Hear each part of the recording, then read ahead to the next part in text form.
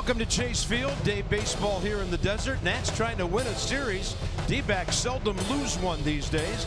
We got some curly W's rocking the house. A lot of support on the road. The Nats, they kind of like this place. They played well at Chase Field in recent years. Today we lose Ryan Zimmerman to the DL, oblique injury. Mark Reynolds added to the ball club. He's been working out. He's been in Syracuse.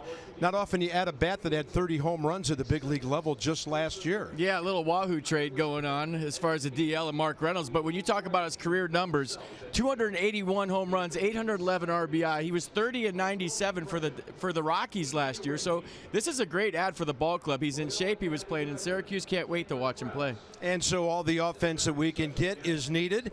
And you don't have to have a whole lot the way the guys have been pitching.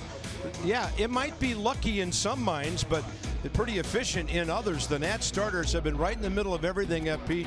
They're on this great streak of not giving up 5 runs or more, and now they just keep on getting it done during the recent streak. Boy, you hope that streak continues here today with Steven Strasburg in this ballpark with the humidifier. The ball hasn't been carrying very much. Get this, lefties are hitting 200 against Steven since the start of last year. Just 85 for 424. A lot of lefties in the Diamondbacks lineups today, and he struck out almost 40% of the right-handers he's faced this year. Well, and then there's 2 other guys who've been baseball friends for a while. They were home run friends last night. Trey led off with his 4th of the year. Anthony later would hit a monster shot for his 3rd. The Nats 50 homers, first in the National League. Game 3, straight ahead.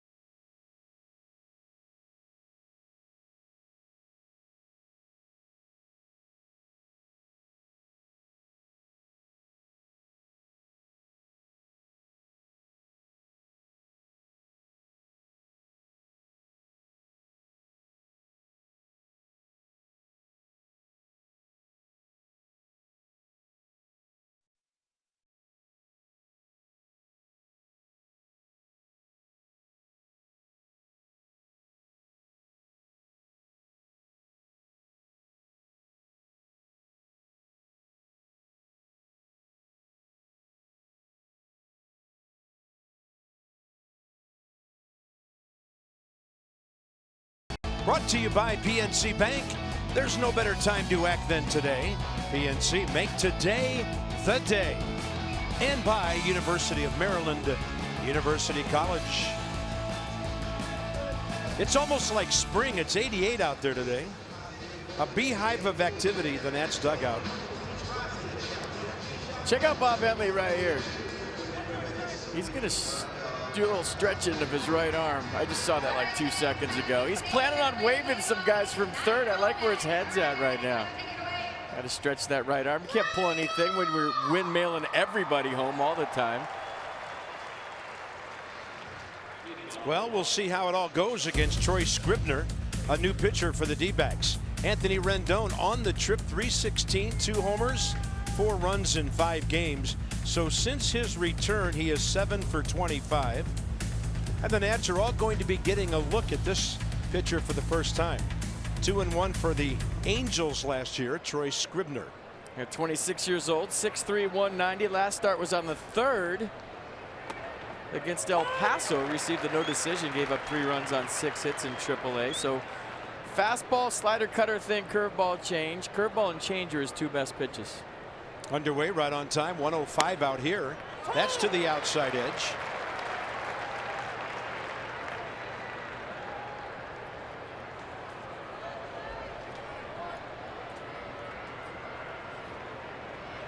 And a big looping curveball fouled away by Trey, who's 3 for 9 in the series with a homer last night. And he scored a couple of runs. Sometimes the guys from AAA can be a little tricky first time through because you really don't know what they have. You're picking up release point, checking out their arsenal. Nothing but strikes so far, and that one's hit a long way to center. It is going to be caught by A.J. Pollock over 400 feet away.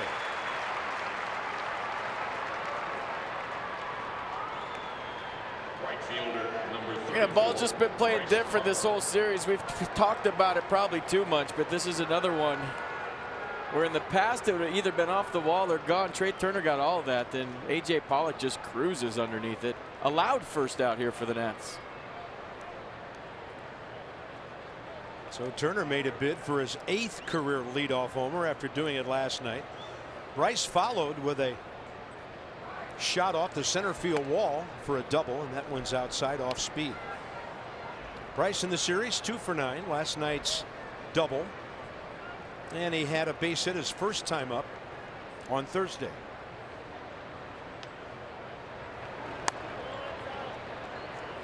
Two and 0. Any fastball Bryce has seen lately has been outer edge or well off the plate. Torey Lovullo, best pitching staff numerically in the league right now. 3.12 for the whole staff. And the #1 defense. And there they are, Peralta, Pollock, Souza Jr. the outfield. Ahmed Marte up the middle. Descalso, Goldschmidt at the corners, and John Ryan Murphy behind the plate. Sounds like the name of a Civil War soldier. Somebody who would save the country, John Ryan Murphy. Harper jammed on it. That goes right over the bag fair. Goldschmidt to Scribner. 2 down. D-backs have made the fewest errors in all of baseball, 12. There's Mark Reynolds, who joins the ball club after hitting 30 homers for the Rockies last year. So 2 years with Colorado. Now he's a Nat. And he started his career here in Arizona with Max together. 281 homers, 811 RBI, 97 RBI last year, and he hit 30 taters. So nice ad for the Nats. Mike Rizzo, Dave Martinez hoping he can run into a few. He will. And a great teammate. Here's Anthony Rendon. Inner edge called a strike by the 21-year veteran behind the plate, Doug Eddings. Marty Foster, Mark Ripperger, first and second. Crew chief Joe West at third. 1-1. There's the big curve. Rendon did check, and that's amazing.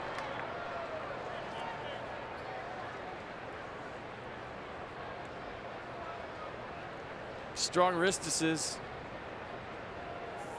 I don't know how he does it.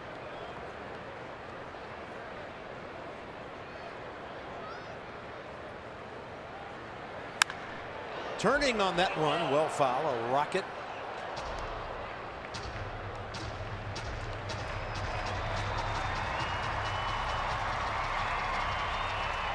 So this is his 8th game back.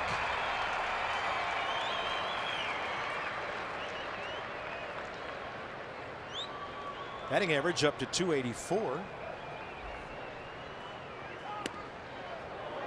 Over and low. 3-2.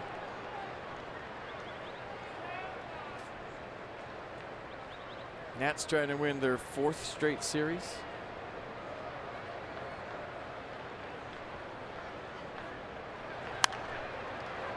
And the D-backs on a 3-game losing streak. Pretty unprecedented for them this year. Team behind them has lost 3 straight, so they're still 3.5 up on Colorado. Nats back to within a game and a half of the Braves and 1 game behind the Phils. 3-2. A little bit outside, and what a great take by Anthony Rendon. That's his 12th walk of the year, and it gets Matt Adams up. First inning. This is real close, right? See it again. Good eye. Good at bat.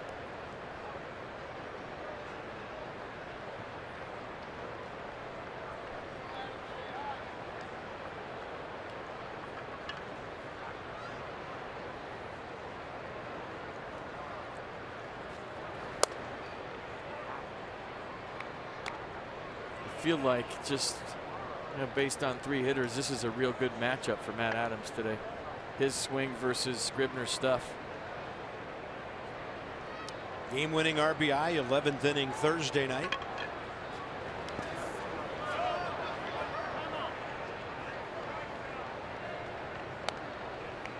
So in the pre-game or pre-series meetings, is he the don't let him beat you guy right now? I'm thinking. I would say it's still Bryce. He's had some good at-bats, but I think you pitch carefully to him, and you definitely show him the fastball and use your off-speed and hitters counts. He's proven to everybody this year and throughout his career that he doesn't miss fastballs. Yeah, that guy's going to be the guy I still circle. Shift on. That one's on the outer edge. 2-2. Now they will flip-flop infielders. It's like Nick Ahmed just went back to shortstop, and Descalso overlaps to the right side on a 2-strike count. Shifts within shifts.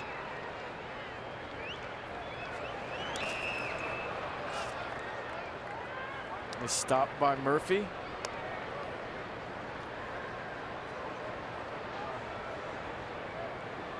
Keeping Anthony at first. That's textbook. He didn't even use his glove or anything. Just said it hit it in my chest. It's a cool looking chest protector too.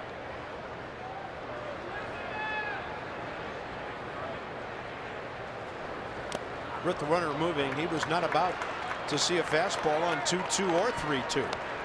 Pair of walks for the steadiest guy in the ball club walking in, Howie Kendrick. Number 12, Howie Kendrick. 322 his last 16 games. Average just under 290. Got a night off last evening. A first inning mound visit. Mike Butcher, their pitching coach.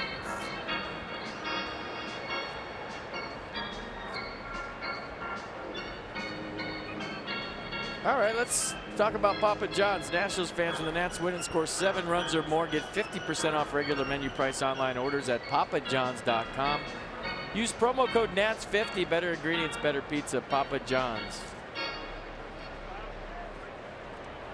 Happened in the first game of this trip when Strasburg got 8 runs with which to work. Beat the Padres. The Nats did 8-5 on Monday. They'll be back to work here in a minute.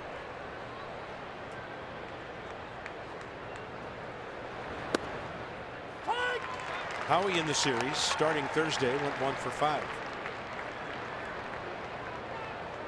Right center field is a triple. They're playing Howie to pull, and right center is his strength. Maybe they're going to pound him in. We'll see.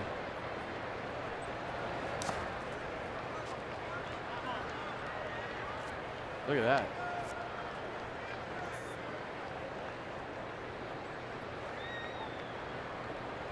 Had one out there the other night.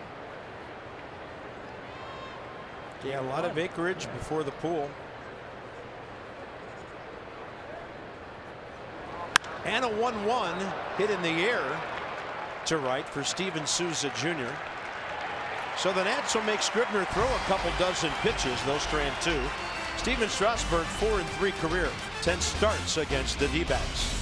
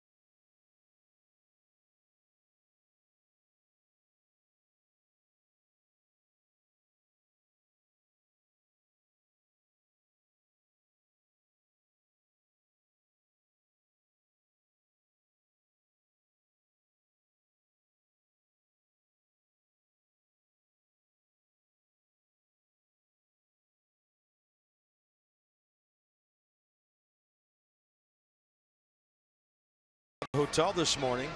Didn't get hit in the face with a hot iron of temperature here. It's in the high 80s in Phoenix on this Saturday afternoon. And David Peralta's had a great series, a homer, a walk. He's 4 for 8.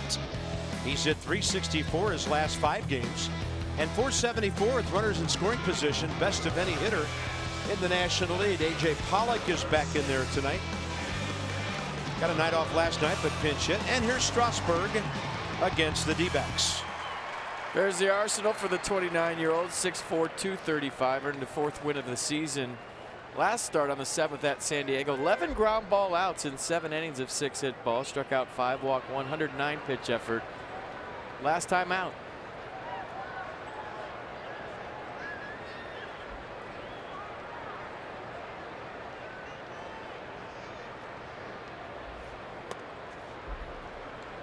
Peralta against Strasburg, 4 for 10 career.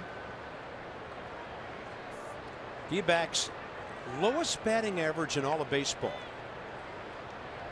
226. But in the National League, they're 7th in runs, 6th in homers. Just not stringing hits together this year. Well, they're playing with Nerf balls in their own ballpark, so maybe that's why. Yeah, and that's you know, they still hit 43 home runs, but just not getting the line moving kind of innings. Yeah, and Peralta got aggressive there on 2-0. They're not allowed to talk about it either. Kind of mentioned it last night during the broadcast.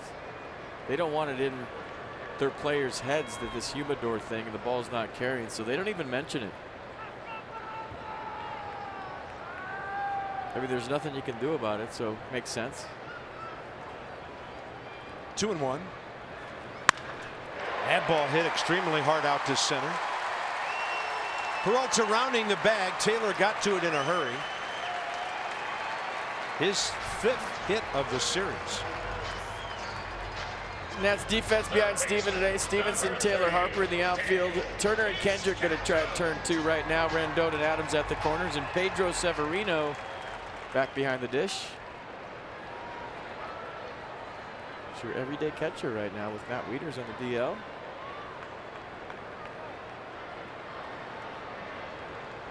There's Daniel Descalso warming up his early season. 362 last 3 weeks.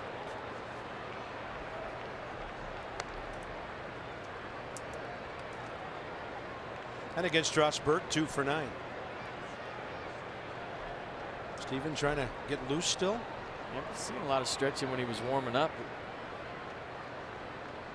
Kind of windmilling his arm around, stretching his neck. Maybe having trouble getting hot here.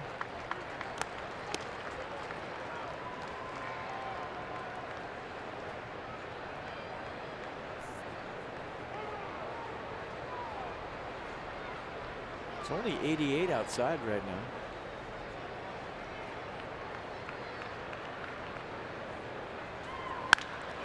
So they're 2 for 2.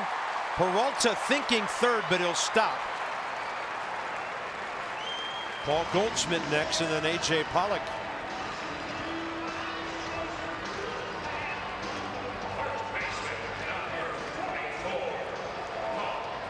Yeah, fastball up, ran right back down the middle, and the Nat killer Daniel Descalso gets another hit.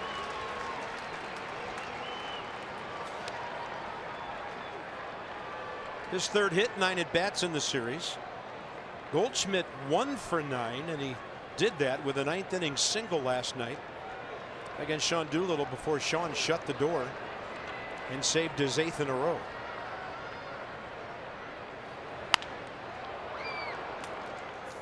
Yeah, fastball 93 right now. Usually 94 to 97, even out of the gate. So maybe he is having trouble getting loose. Velocity down here early for Steven. Coming into the ball game, the Nats staff during this 11-2 run, giving up only 2.3 runs per game, enabling the ball club to win some low-scoring 1-run kind of games. Goldschmidt 6 for 19 career against Strasburg. Turner's got it to second to get the middle runner. Fantastic play to keep the bases from being loaded or even maybe a run in. 1 out. Tell you what, his defense in this series has been outstanding. His defense all year it's short for that matter. Watch this play. Goldschmidt hits it on the screws and then to a half dive up to a knee and right on the money to Howie Kendrick. If you're wondering about the slide, you have to throw it to first for there to be any sort of call at second.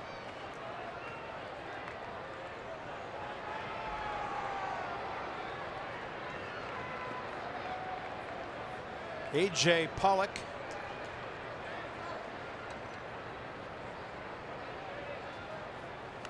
Hit him, and now the bases are loaded. Strasburg trying to move him back. No, he just doesn't have command right now. That was 92. Something's going on. Derek Lilliquist's going to come out real quick. I mean, I think he's seeing the velocity we're seeing, and then command plus lack of velocity, and he's wondering, are you okay? I think this is a "are you okay" trip. If you read Derek's lips, he says, let's get a ground ball. So, and last time out, 11 on the ground. 11 on the ground.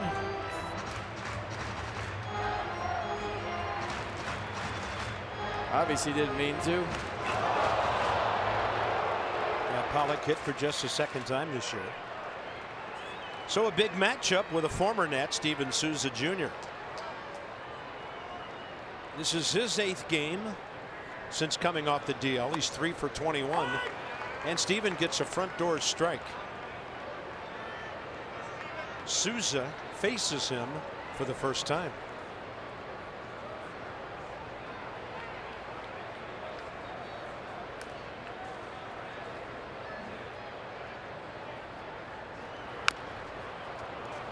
Oh, 2.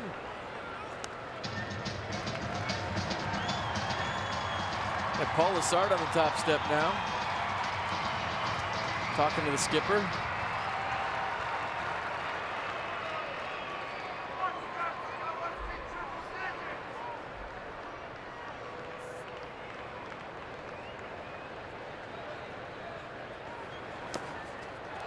Severino keeps it close.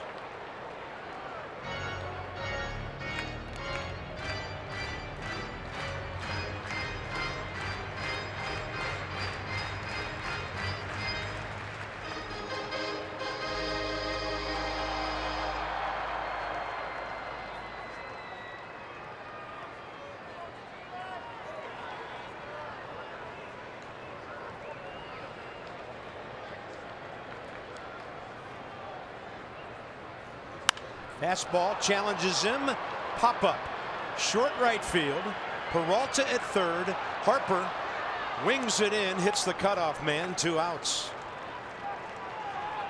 Big out. Nicely done. I like the wings it in call by you right there. That was very apropos.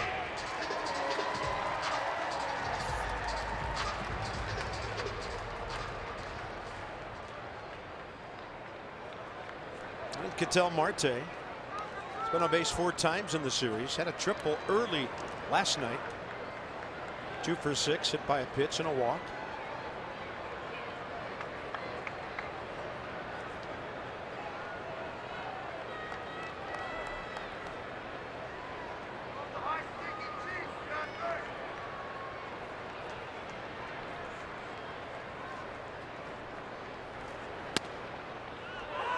Got the call on a pitch moving away from the left-handed batter. Check it out again. 15th pitch. Nothing wrong with that. It's the way that Pedro caught it. His glove almost hit the ground.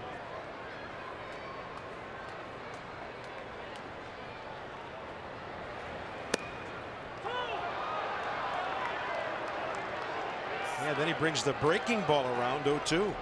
Yeah, curveball here, both bottom of the zone, I would assume. Yeah, that one was even lower.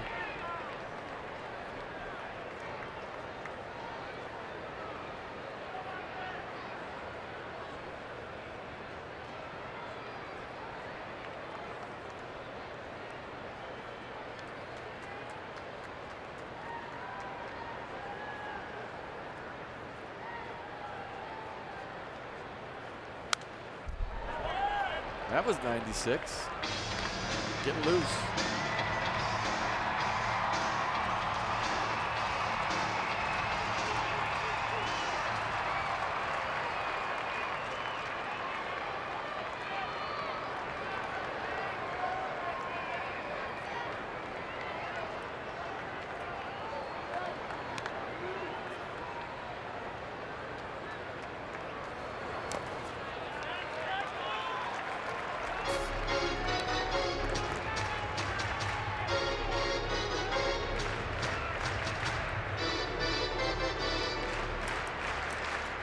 Yeah, 83 of Stevens' 263 strikeouts have been with the changeup since the start of last year. 31, almost 32% of the time. Wonder if they go with it here.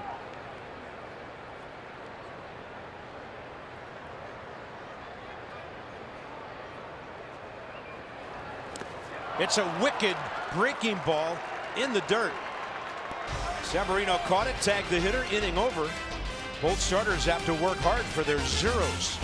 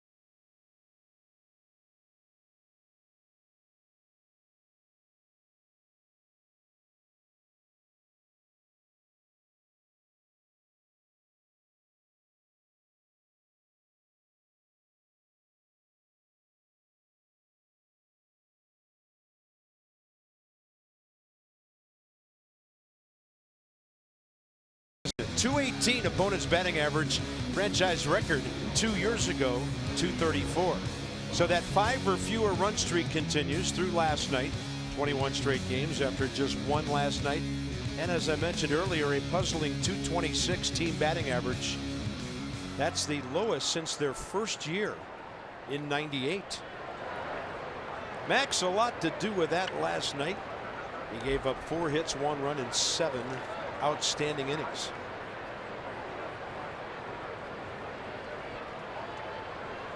So here we go, top 2. Strasburg is batting 9th today, so it's Stevenson, Taylor, Severino.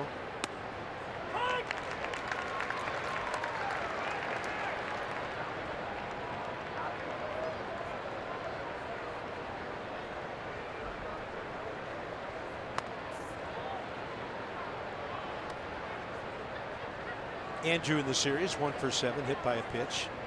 9 for 26 in the 7 games in which he has started. 2-1.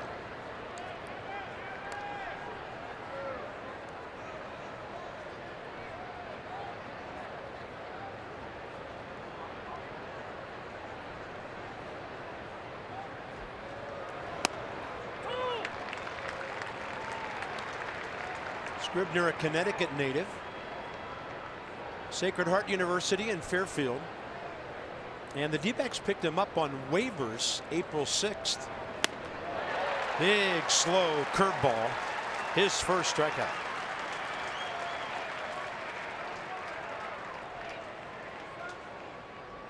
Center field, number 3. Taylor and Severino now. Michael A, 2 for 8.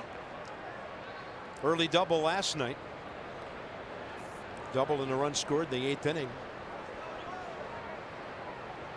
That was the tying run on Thursday when things weren't looking too great, and he's been able to pull both of those extra base hits.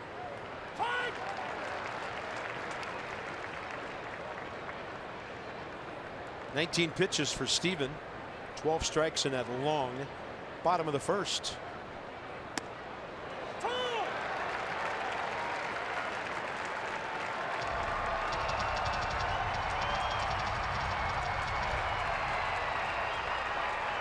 A little kink in his neck, huh? Yeah, maybe going down for a little neck rub. 0-2 with 1 out.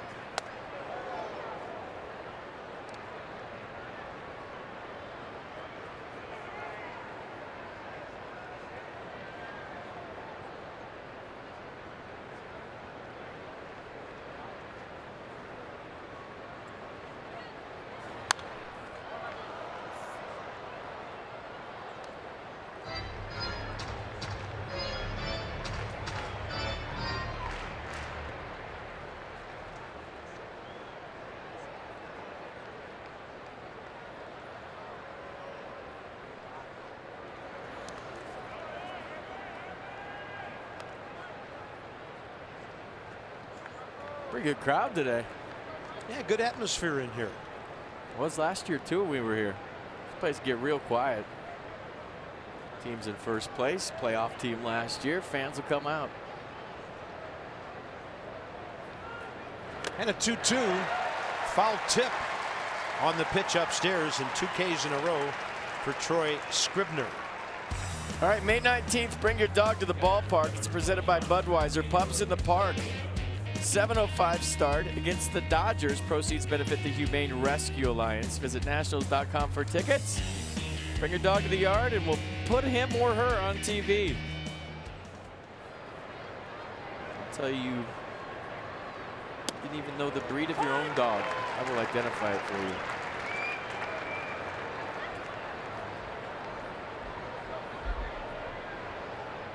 So Strasburg about to step out on deck, as Severino has a count of 1-1 here. Pedro in the series, 2 for 8.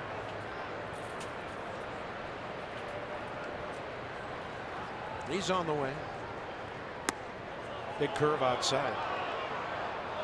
Pedro, 5 hits his last 5 starts, but 4 walks as well. Still flexing, huh?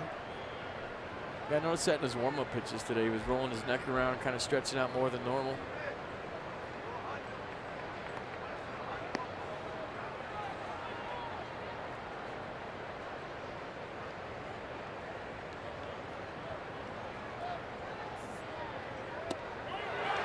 That thing was diving.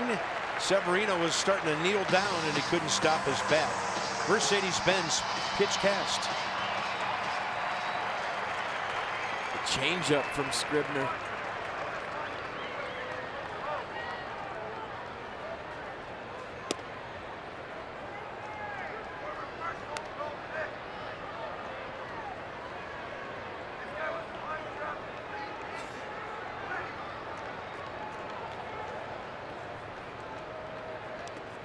Good at bat by Severino. That's the 2nd time in a row the Nats have had the first 2 men retired and then extending the inning. Rendon walking in the first, then Adams, and Severino here gets Strasburg to the plate. Yeah, 3 walks in 2 innings. Something you generally don't want to do at this level. Steven 2 for 16 this year.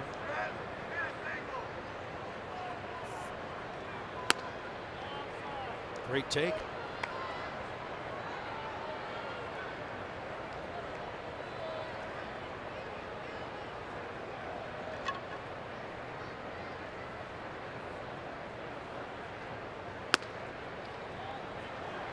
When you're talking cars, you're talking Coons, league leaders, and the Nats have the best hitting pitching staff in the league with 14 base hits.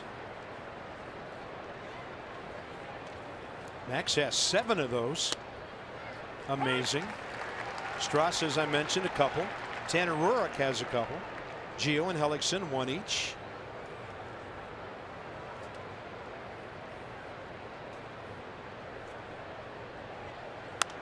Yeah, I was told the Diamondbacks really don't know what they're going to get from Troy Scribner today. See Steven stretching his neck a little more. Probably on a short leash out there. Corey Lavello loves TJ McFarland. You remember he came in at Nats Park, so we'll see.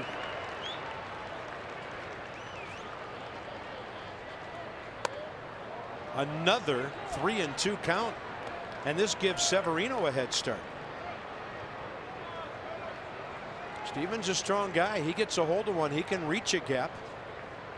He can reach the seats if he gets around early. And he's going to hit it sharply to the shortstop, Nick Ahmed. That's it for the Nats in the top of the second, stranding those 3 men who walked.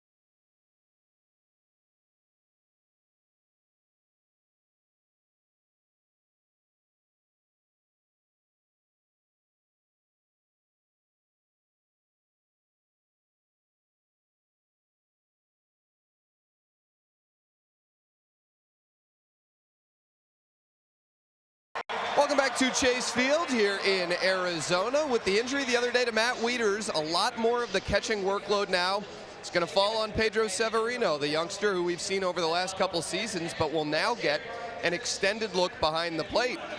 Severino has really made an effort this year, guys, to learn his pitchers and opposing hitters, saying that he's constantly studying video on days that he pitches, that he doesn't pitch, to try and formulate a game plan, and that he feels he has a better idea now of how to call a game than he has in the past. Max Scherzer saying last night he loves throwing to Sevy. He loves his energy, loves his instincts. And Sean Doolittle noted that there have been some times that he and Sevy have discussed a pitch sequence or a situation after the fact. And Doolittle came away very impressed with the rationale Sevy had for why he called what he did, that he had a purpose with everything that he did out there. Max Scherzer saying this is an opportunity now for Severino to show the world how good he is. He's going to get a really good opportunity back there, guys, with Wieters out. Yeah, and not to be forgotten, well done, Dan, on the update. Maybe a little unnoticed, but the play he made to end the bottom of the first, the bases were loaded. He got a nasty breaking ball in the dirt. FP, he picks it, bounces up, and tags out the hitter. And then a fist pumped after that, which I like the best. Sprinting back to the dugout. Energy. So Steven Strasburg, an extended time before he came out here after the at-bat. Ahmed, Murphy, Scribner, 7-8-9. Arizona shortstop, 2 for 5 career against Steven.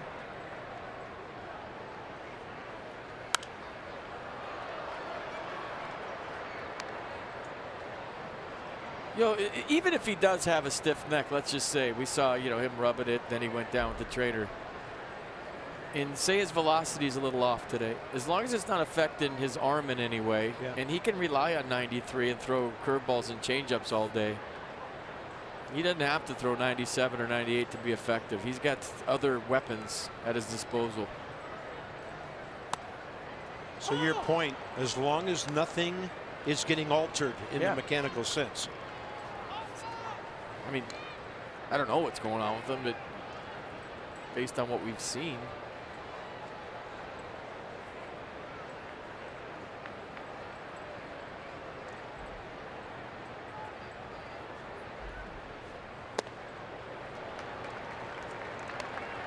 Not a bad 0-2 pitch, down and in. John Ryan Murphy is next.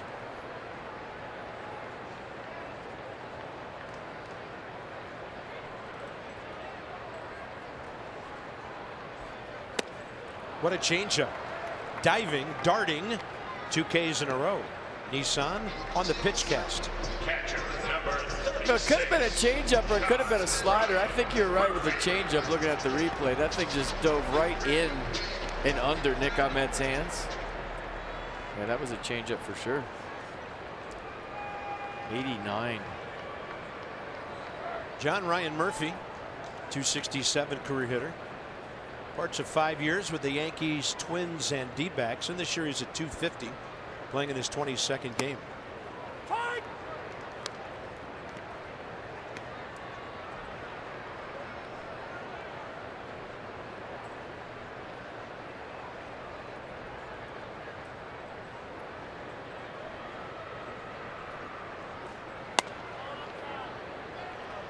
So 95 just off the black.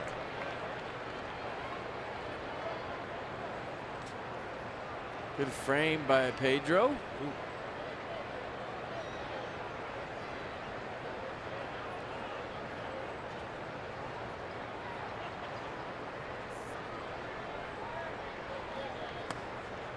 Front door inside. Long look in.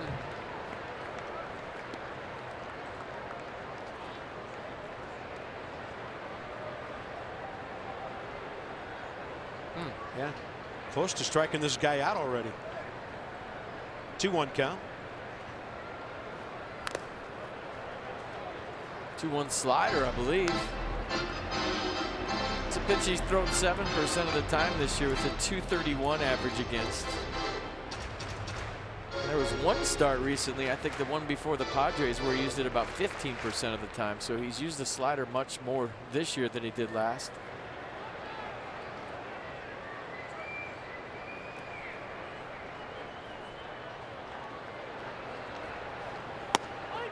Fastball right on the outer edge. 3 Ks in a row. I mean, great command now. I mean, must be getting loose, right? 95 on the black, ran it back to the outside corner. Not a whole lot you can do with that if you're John Ryan Murphy or anyone. Troy Scribner, right-handed pitcher, left-handed batter.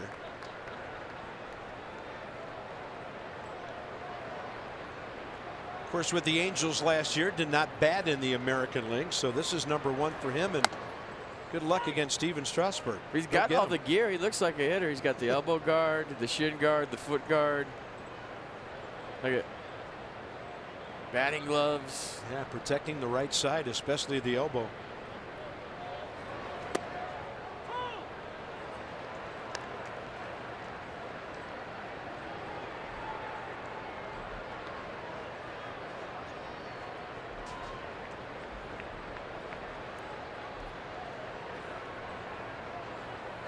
Fastball up, he strikes out the side, and that's 4 in a row.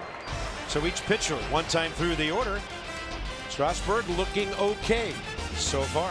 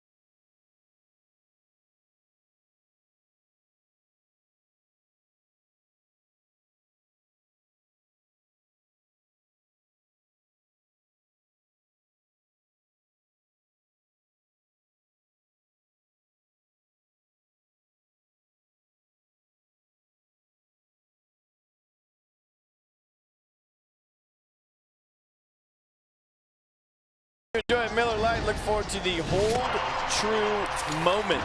That'll be later in today's affair. Next up is Trey Turner. Fly ball to deep center first time.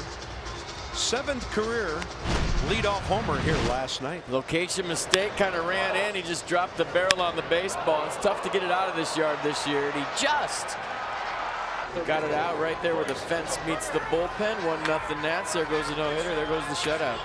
Turner's 2nd career homer against Arizona.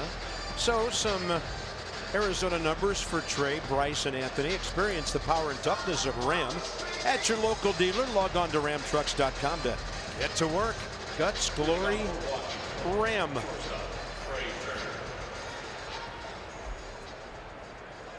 So Trey is 2 away from tying the all-time Nats record leadoff homers. 9 by Alfonso Soriano in 1 year back in 06, his 40-40 year. They hit the ball hard his first time up to deep center. We'll see if the Nats figure out Scribner's second time through. They've seen 47 pitches already. That's strike number 26.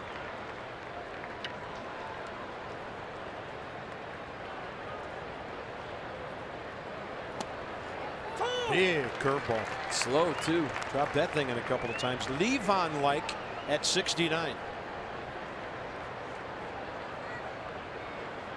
Fooled Trey on a bunt. He downshifted on the Mercedes-Benz pitch cast. Fastball. And Turner makes the adjustment. He's aboard. Is this going to be the time for the first stolen base on this trip for Trey Turner? We'll see. Not a lot of running opportunities in these games out here. Well, here's the hit again. And on Felipe Alou's 83rd birthday. Wow. And the guy who said every day, there goes the no-hitter, there goes the no-hitter. Happy birthday, Skip. That was a big there goes the no-hitter today. 83 years old. Still looks like he's 50. What a good hitter he was. Baseball royalty. First Dominican ever to play in the big leagues. First Dominican manager. Jesus and Matty, the brothers. All of them could hit. Matty won batting titles using a big old 38, 40-ounce bat. Yep. What a family. One of the biggest influences in my life, on and off the field. That's why I pay tribute to him every day.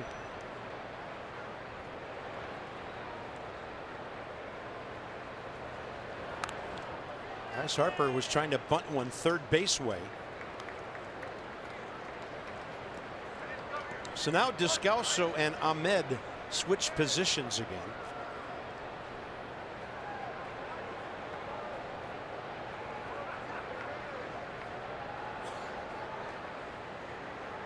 Bryce in the series 2 for 10. He's about ready to unleash a long one somewhere here soon. On an 0-2 pitch, not very long, but it's into the corner, hit with authority. He's digging for 2. Turner going to be waved around by Bob Henley. Throw home, no chance. And Bryce Harper picks up his 29th RBI. Trey Turner just screaming around the bases.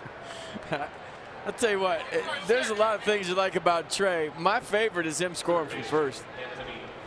I mean, I love watching him beat out an infield single. I love watching him steal a base. Great swing by Bryce, staying on the off speed. And you thought after they saw Scribner once, they'd figure him out second time through, and it's happening. But watch Trey run. He comes around third and just like turns his head toward the plate like he's watching it on TV. Watch this. He's just going to watch it all the way home.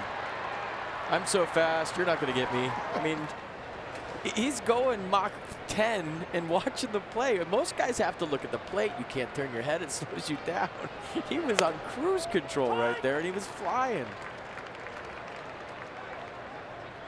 So Bryce, first RBI of this series. Yeah, he stretched his arm out earlier. Came in handy there. Didn't pull anything. In fact, Harper's first RBI of the trip, and it came at a great time. Put the Nats on top. Rendon just took a high strike. There's that curveball, and it just goes outside on its way down. I'm telling you, you don't face a guy ever, a AAA guy, first time up. You know, everyone's talking in the dugout, sharing information. What'd you see? What's his fastball doing? What'd you see on the curveball? And then you go up second time and you have an idea. First time's just a recon mission.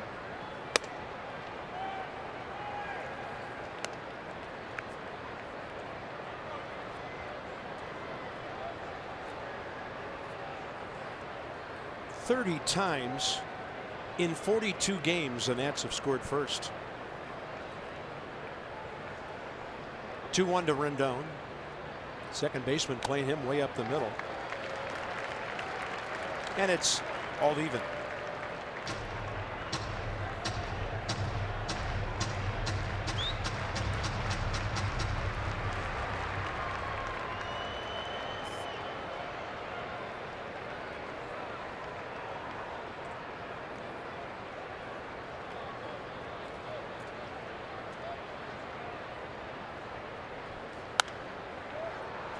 Just staying with that ball, drifting away, hitting it out of play over there. Flick it.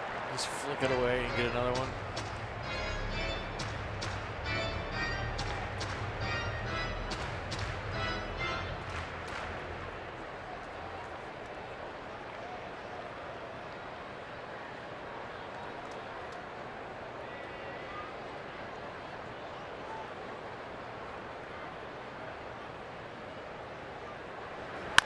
Rendon.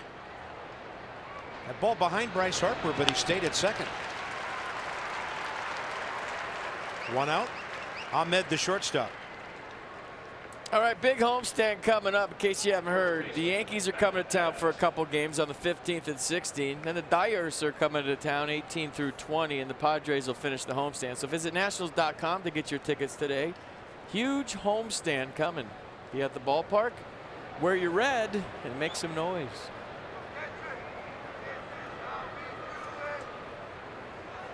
Here's Matt Adams, who walked first time.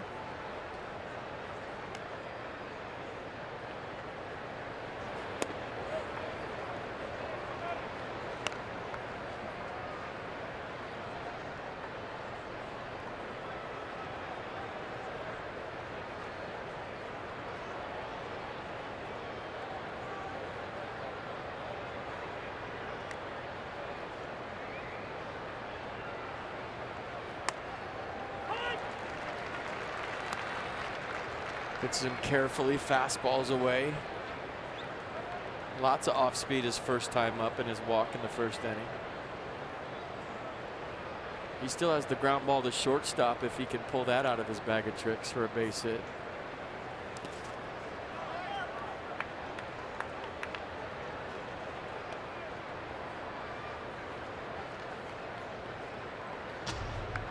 Pitch is mounting here.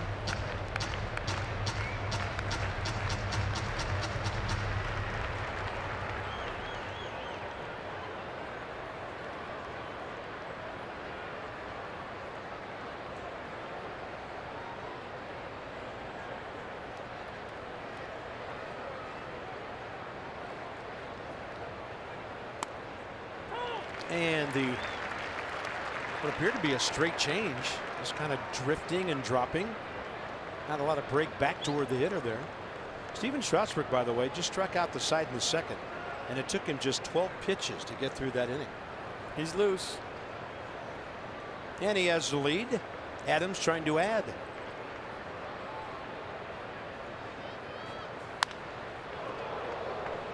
Look out. The part I like about watching Matt Adams, there's a bunch of reasons. And I love how still he is at the plate. He doesn't do a whole lot. You could throw him 15 changeups in a row and you try to sneak a fastball by him, he's on it. He never gets off the fastball. He's always thinking about fastball first, adjusted to off speed second. You think you can set him up with off speed and then fastball late, but it's hard to.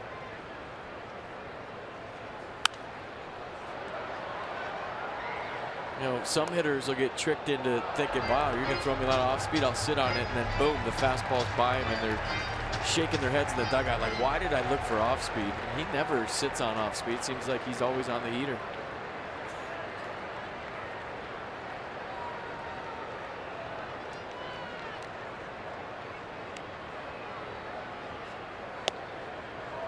And that slow curve, he didn't move a muscle on that one. 3-2. Be shocked if this is a fastball, but you got to be ready for it just in case. And remember that first at bat, it went 2-2, curveball, 3-2, curveball, walked him.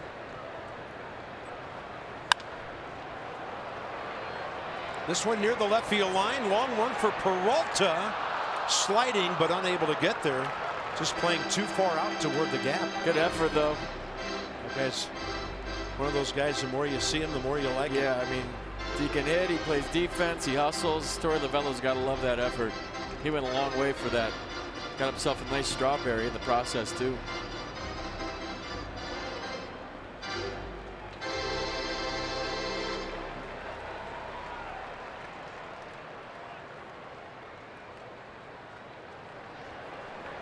Three-two again. Harper at second. One out. He wants to steal. Did you see that? He was going. Yeah, the shortstop Ahmed over on the right side. Bryce can get a huge lead here. Second baseman's going to, well, shortstop turned second baseman on the shift. Going to try to keep him honest. The thing about throwing the change here, which is what you're thinking, is he hasn't really thrown one for a strike. It's supposed to be his best pitch, but he hasn't commanded it here, so maybe he does go with the fastball again. See, or curve. A little bit outside and a great take by Adams on the 88. 2 on, 2, 1 out, and Kendrick is next. Doug Eddings get it right. Close, but he did. Fourth walk for Scribner. Big spot for Howie. Hit a fly ball out to right with 2 men aboard in the first.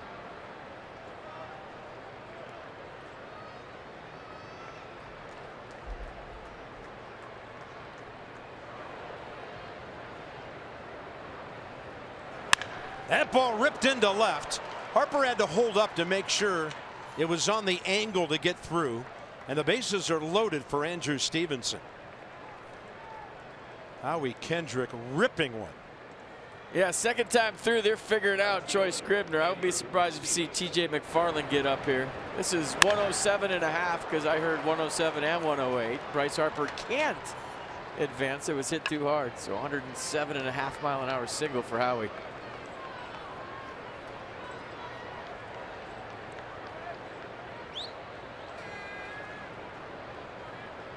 Always roasted.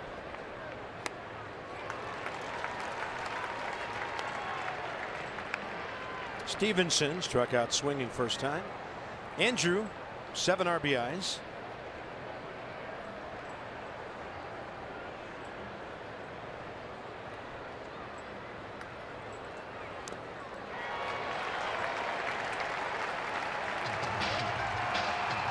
Top of the hour here.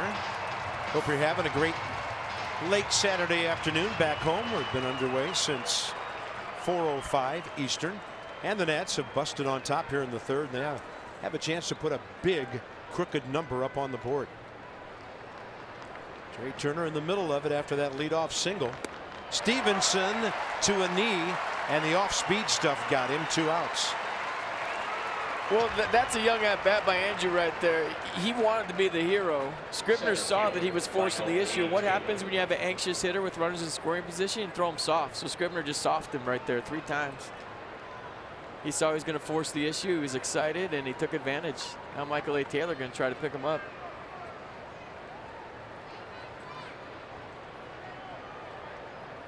Michael A. struck out in a pitch up in the zone first time.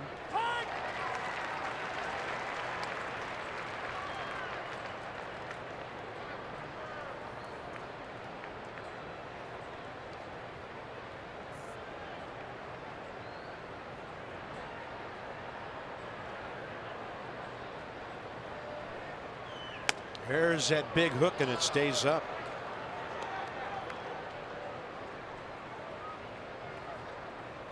So we've had 15 batters in this game, and 7 of them there's been no contact. 4 walks, 3 strikeouts. The Nats have made the hits count. Well, now they need the 3rd true outcome in today's game, the homer. You're right.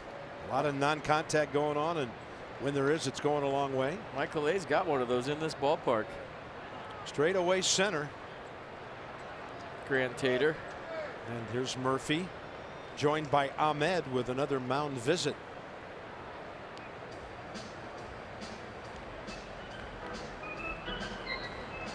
Saw something they didn't like somewhere.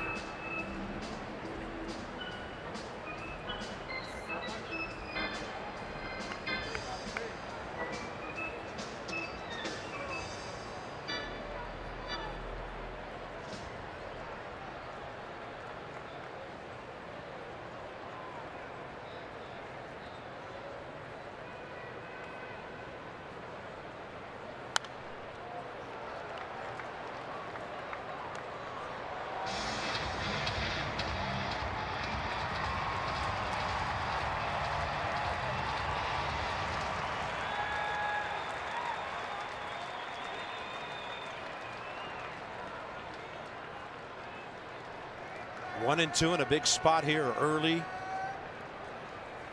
And that is right down the middle.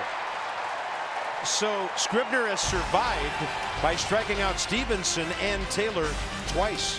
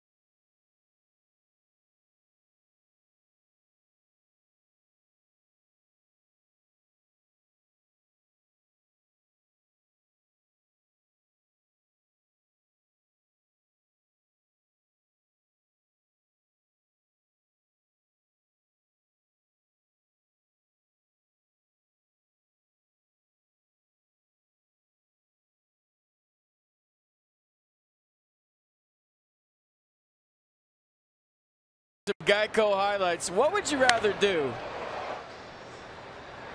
Drop bombs like Bryce. See, look at the exit velocity.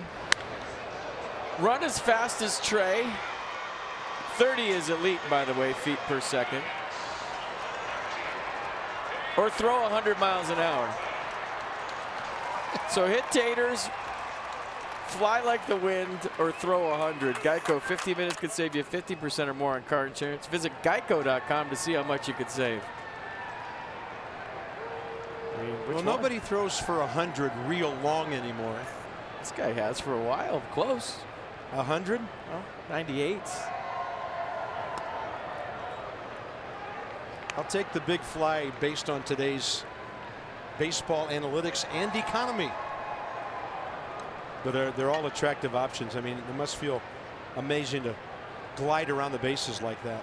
Yeah, just when he came around third, I watched him right here because we're real close to the action here in Arizona, and just watching him cruise and watch the whole play and have the luxury of turning his head toward the play and go, don't even try it. I think I'd take running fast. Although jogging around the pillows when the ball's 400 feet can't be that bad a feeling either. That ball is fouled off the bat of David Peralta. He started the D-backs offensive day with a base hit up the middle. They loaded things up in the first.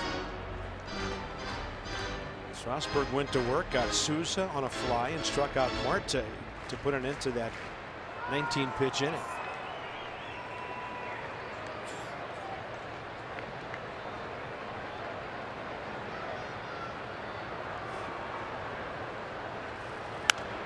Blew his pants out on the track, too.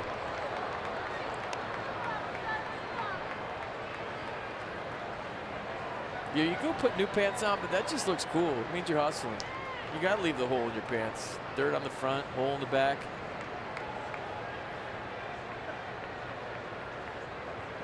playing hard. 2-2.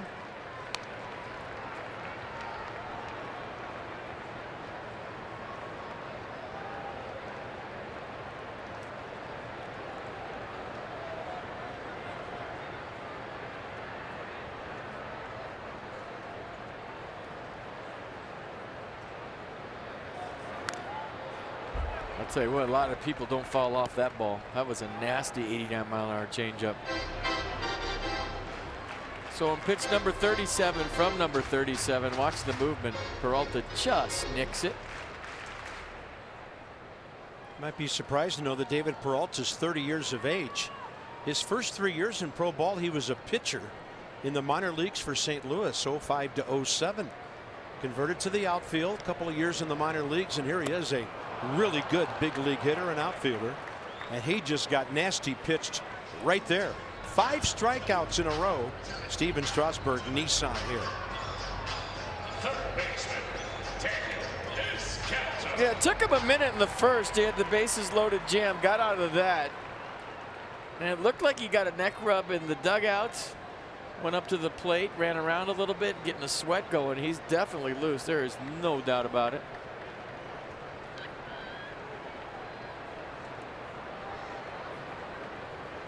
Descalzo gave the Nats cause for concern with a clean single to right. They had first and second, nobody out.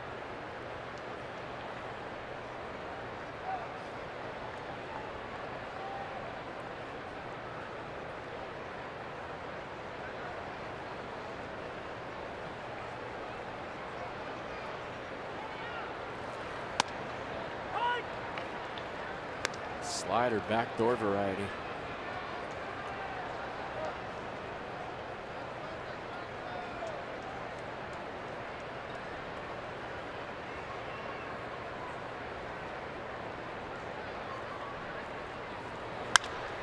To the right side, Howie to his right, able to get behind it. Quick release, 2 down. Our upcoming schedule brought to you by Sandy Spring Bank, where they help people and businesses reach their goals every day. Sandy Spring Bank, from here for here, for 150 years. ESPN's got the game tomorrow night. Yankees in for 2, and you're seeing 2 of the first 3 against the Dodgers next weekend. Jeremy Hellickson and right-hander Zach Godley. 8:08. First pitch tomorrow night. Off day Monday. We'll see you Tuesday. Third time the Nats have been Sunday Night Baseball this year. Well, second time in the Pacific time zone. They'll be red-eyeing home Sunday night. First time was in LA with a trip to San Francisco following. Makes it a little easier when it's a 5 o'clock game out here, but that's still all night travel coming home. He's dealing right now. Don't forget Goldschmidt's grounder with 2 on, nobody out in the first.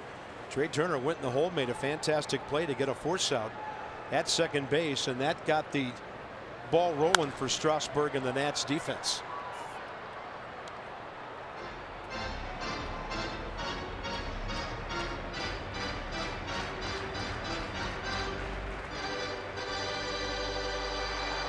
Three strikeouts, 2 walks, 3 RBIs in those Goldschmidt career numbers against Strasburg.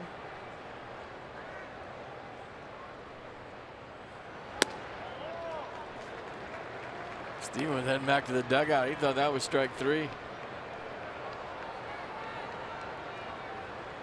Thought it was away.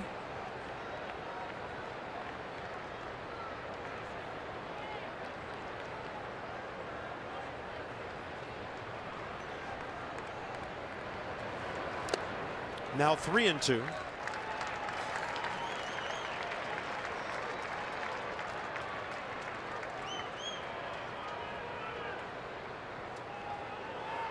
Let's go Caps. Sunny in here. Looking cool, man.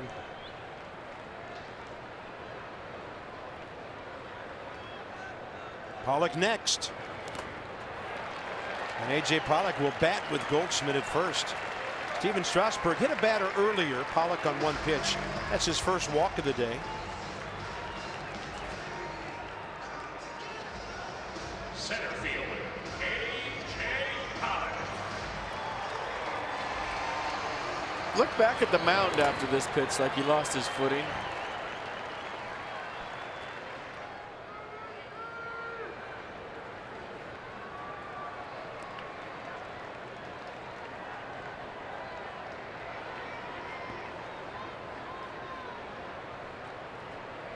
Goldschmidt will run if you don't pay attention to him. He's got 2 stolen bases this year.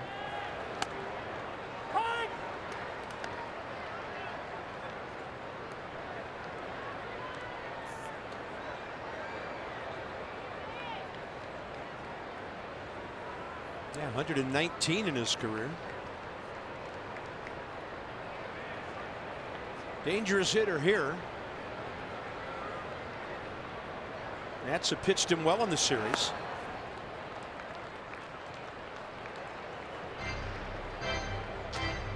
D-backs some of the least production in the middle of their lineup, 4, 5, and 6, but don't blame this guy.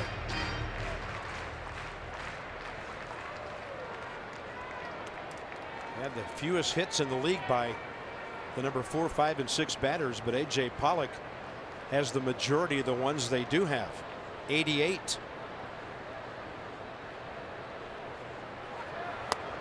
Great pitch. 88 and diving.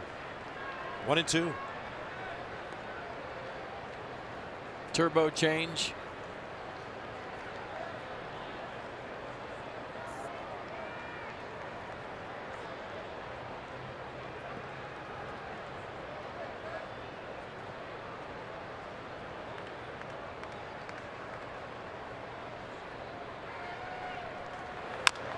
Had him reaching, and it's foul. All right, the Peanuts are back in town for a midweek series with the Salem Red Sox. That's Tuesday, May 15th through the 17th. Wednesday is the second peanut-free game of the season, while Tuesday will feature food and team store specials. Call the number on your screen or go to the website. So if you're allergic to peanuts, go to the game on Tuesday.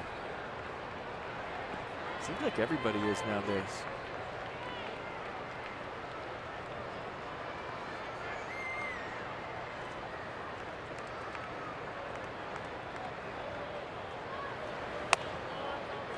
Strasburg thought he ended the inning again.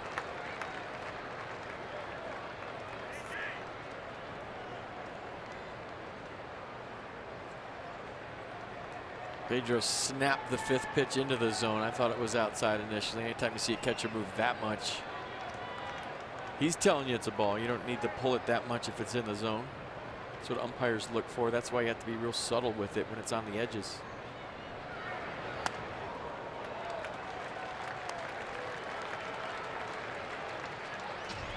There are 3 and 4 hitters that made this a long inning.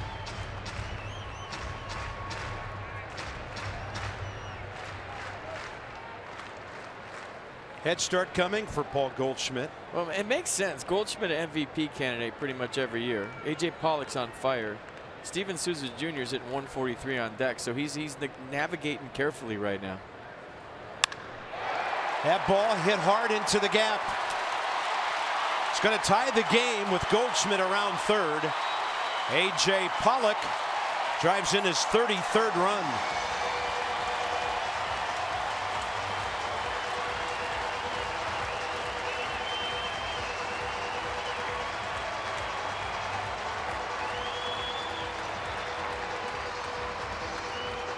So 3-2 double in the gap. Looked like a curveball right there that he just squares up, and with Paul Goldschmidt running and good speed, he scores easily on this one.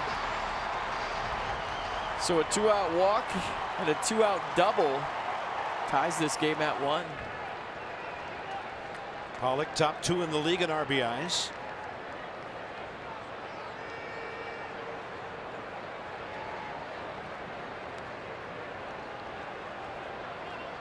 Looked like the ball came back from the outfield. Steven didn't want to throw it out of play, and Doug Eddings made him throw it out, tossing him a new baseball. Souza fly ball to right first time up. Hits are even at 3 and the runs are even in game 3 of this 4-game set.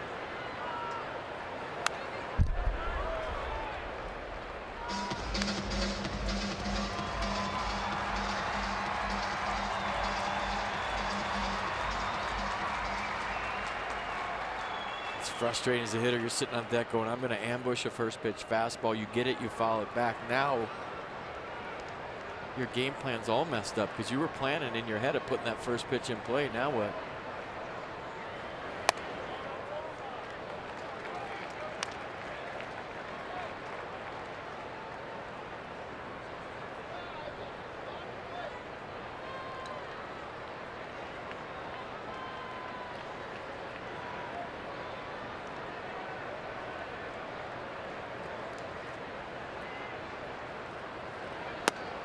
A lot of snap on that curve.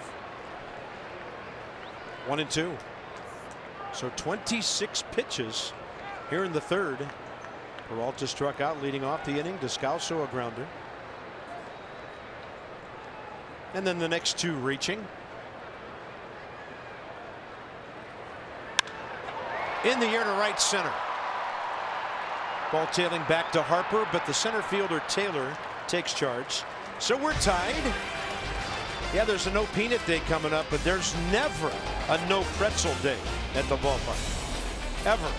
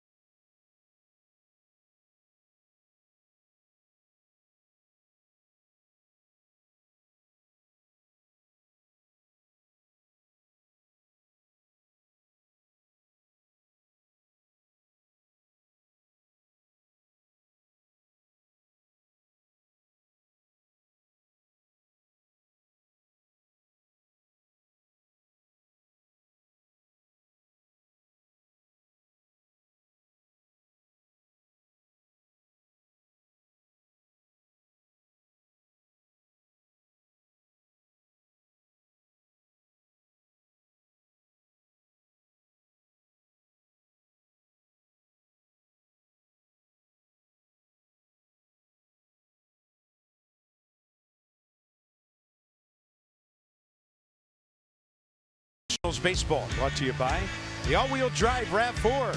Toyota, what drives you? Visit buyatoyota.com for great deals. Right center, pool. Yeah. Hot tub nearest us.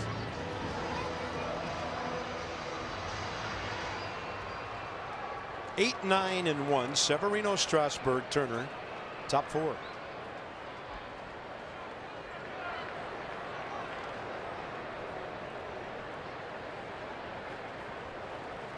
Pedro Severino walked first time. He got Descalso on the move, squaring around. Strasburg is already in the on-deck circle.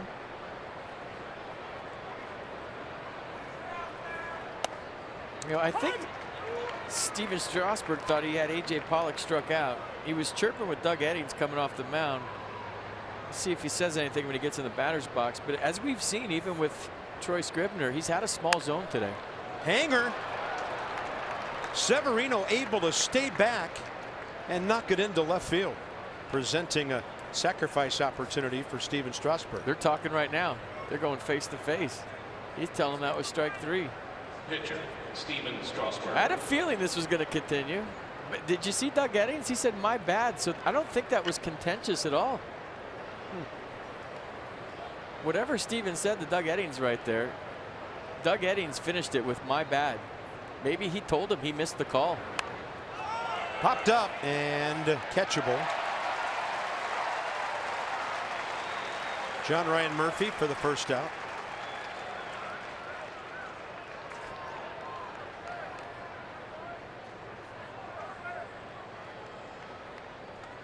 Kind of interesting. The Nats pitching staff has way more hits than they do sacrifice bunts.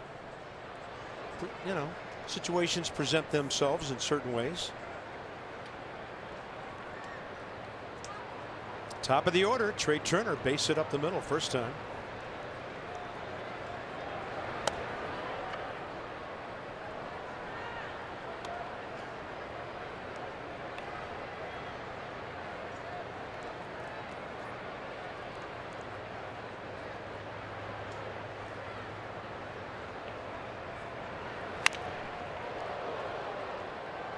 You know, nothing diffuses a rhubarb like an umpire saying he missed a call, because there's nowhere you can go with that. You're right. With the player. And I've had it happen. I've seen it happen all the time. It's all you have to say is, I made a mistake, and then that's the end of the argument. You can't keep going after a guy that says he was wrong.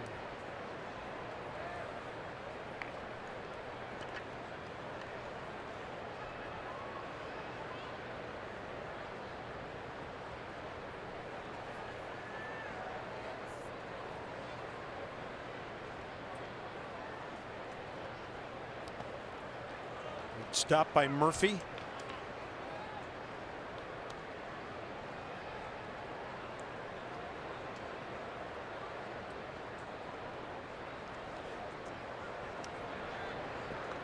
Trey Turner's 43 hits have him in the top 10 in the National League.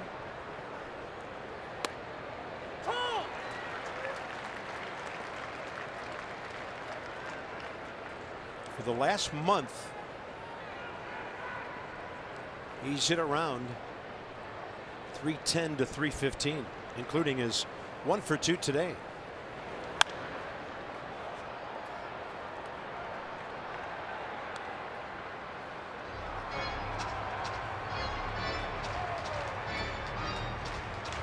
Oh, 2 last time when he got the hit. Flight out deep to center to start the game.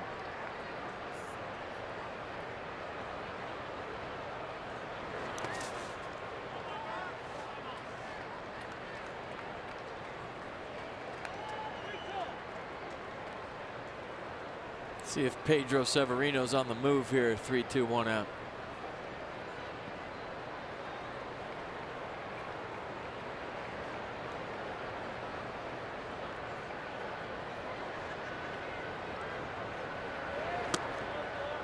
Turner, like it was nothing, taking that pitch, and it's 2-1 for Bryce Harper.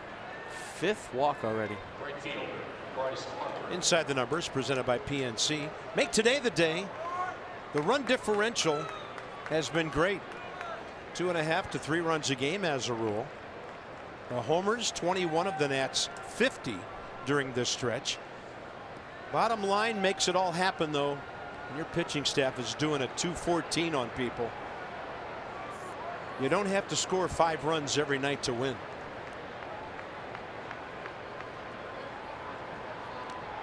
Nats would like to give Strasburg a lead back here.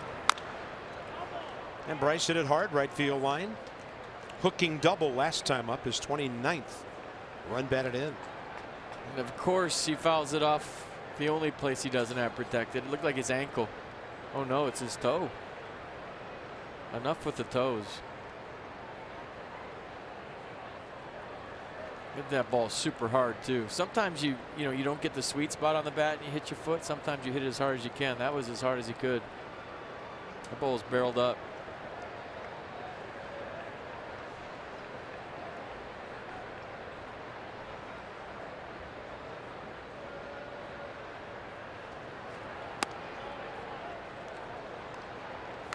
Good take on a pitch that was designed to hit it into the shift. And the count's even, 1-1. He's due to hit a far one. Yeah, pulled it last time. If they work him away, he's got a lot of room for an RBI through the left side. He's going to pull it again, and it hooked foul.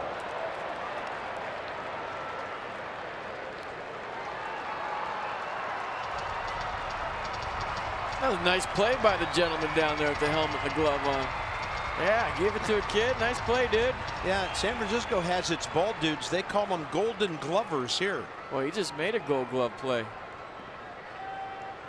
That ball was smoked.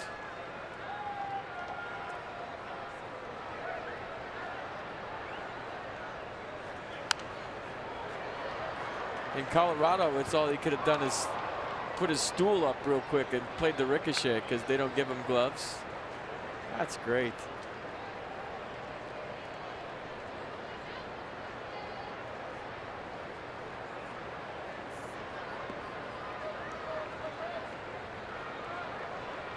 Guy behind Bryce with the 34 jersey just can't sit down for this AB. 1-2. That one bounced way out in front of John Ryan Murphy.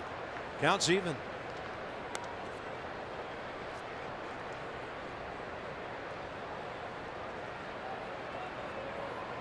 TJ McFarland up down there. He's their long man. Yeah, he saved their bullpen the day the Nats had that win at home when Robbie Ray left early. Pitched almost 5 innings.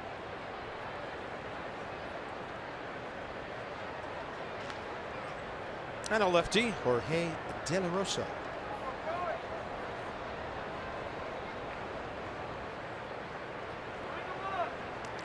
Two and two to Bryce with 1 out. 2 aboard.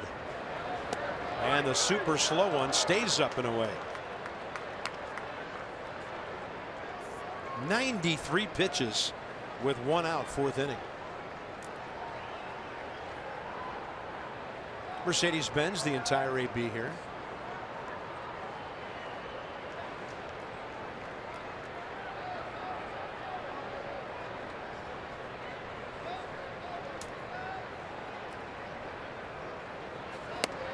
Bases loaded. Turner and Harper not getting themselves out. Severino to third, and a huge spot for Anthony Rendon.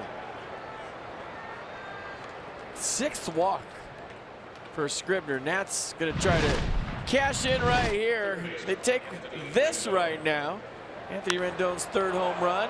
A bomb to left center field. Just got out over the line. And the reason it's a bomb is because the ball ain't traveling. That one did. They would love that right here, right now. Walk and a grounder today. So had the lefty ready for Adams, but there's trouble right now. Ball 1.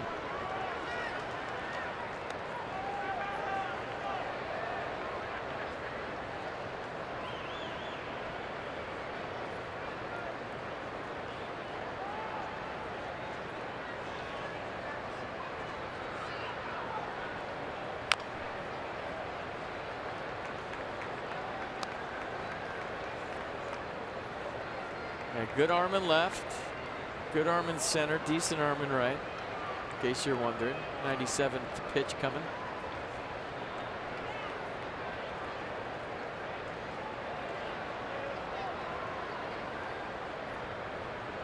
That's a busy field out there, lots of traffic. Lots of names.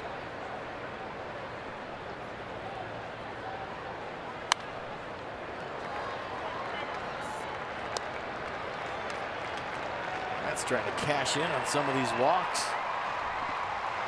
Yeah, ironically, the only run was by Turner, who singled his way on.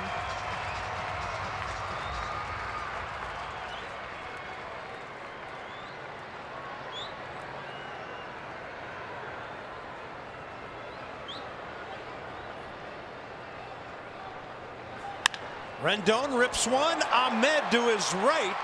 Great play. But the Nats will take the lead as Rendon beats it out. 2-1. Rendon 10th RBI.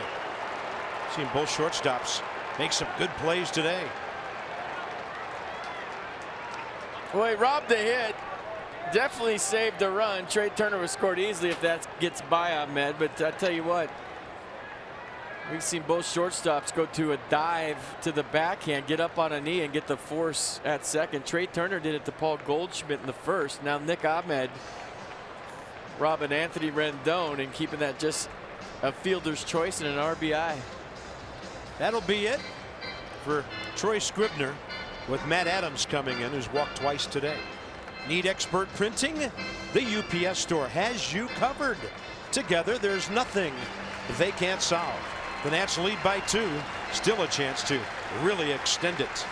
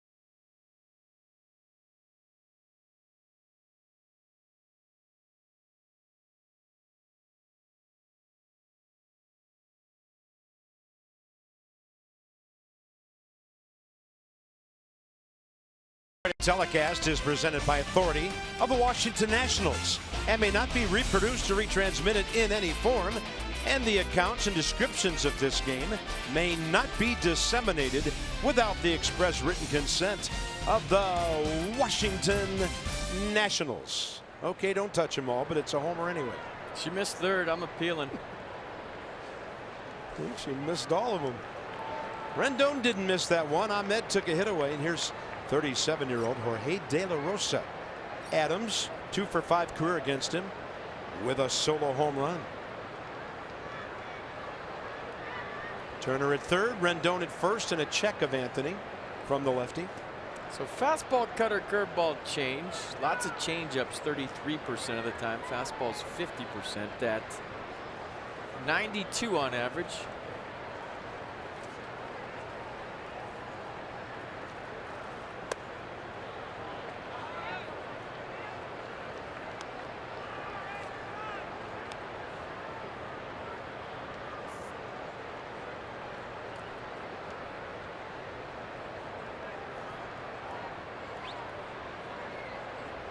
Just one hit and 18 at bats facing lefties, and that is a late breaker that evens things up.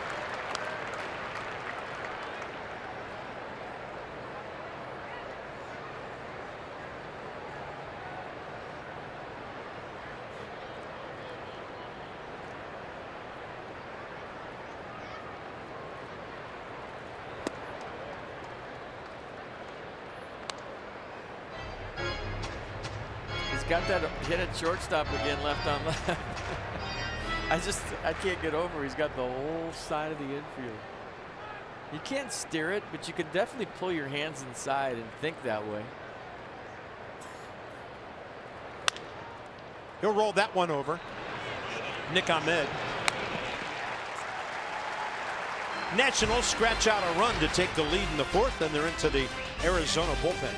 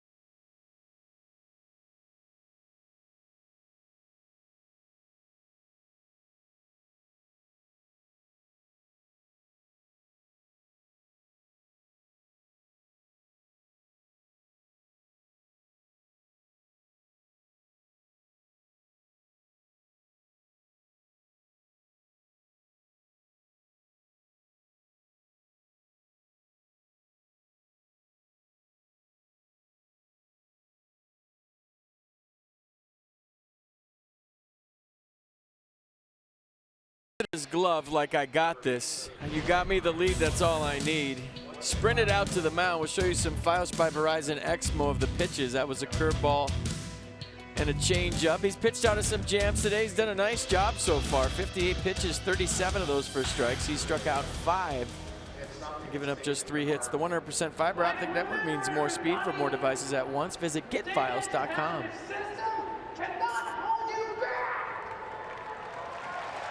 So to the bottom of the 4th, Marte, Ahmed, and Murphy. Struck out swinging. That was that play by Severino on the breaking ball in the dirt. Bases loaded to end the 1st inning.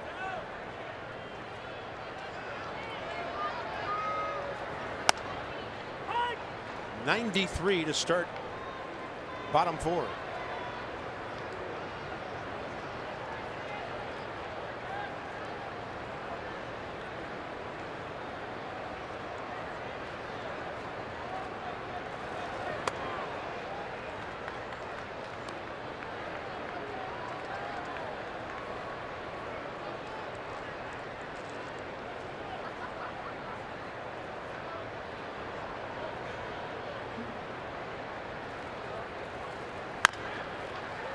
Howie Kendrick for the 2-hopper. All right, your favorite Superfan section is back. K Street returns Friday, May 18th. Dodgers in town, 7:05 start. You get a field level ticket, a K card, an exclusive t-shirt to wear during the game. Go to nationals.com and have fun in the K section. Steven Strasburg, 3rd ground ball out of the day. Ahmed and Murphy the next 2.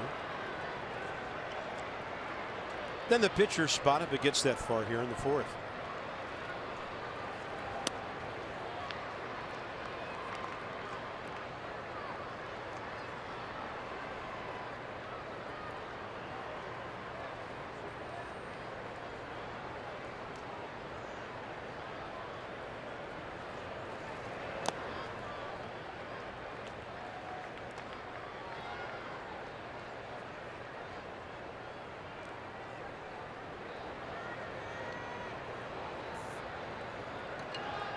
Hey, you saw the little jump in his step when he came out of the dugout, sprint to the mound, like, thanks for that run. That's all I needed. I got this. On a pitch away, Nick Ahmed finds a way to get his first hit of the series. He was 0 for 9 against the Nats. Did Bryce think about throwing out Ahmed at first on that? He got it on a hop and squared his shoulders, and I think he was thinking about it for a split second.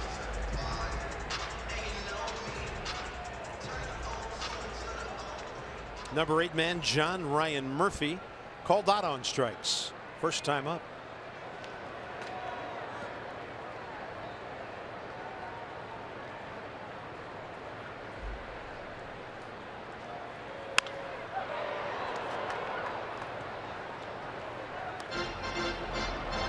Yeah, Murphy's got sneaky pop. I was standing around the cage yesterday watching him take batting practice. I had no idea. Alex Avila. They have 3 catchers, and barring a double play, he'll hit for De La Rosa.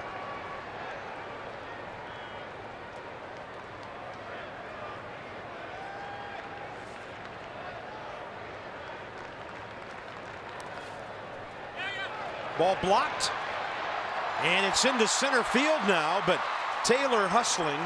It took Ahmed a minute to pick up the ball, so he'll advance on a wild pitch. Yeah, good hustle by Pedro, but you saw him spin and throw at the same time, and it was shaping up like what absolutely happened. Right here, watch. Kind of a blind throw, and if Howie goes for that, he crashes into Ahmed. And give Michael A. Taylor, as Bob said, a lot of credit for hustling back there to keep Ahmed at second. Aggressive mistake. So what?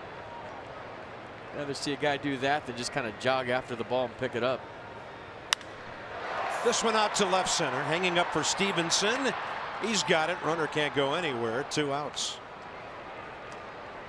So they will pinch hit with their left-handed hitting catcher, Alex Avila. And then following in the left-handed parade will be T.J. McFarland.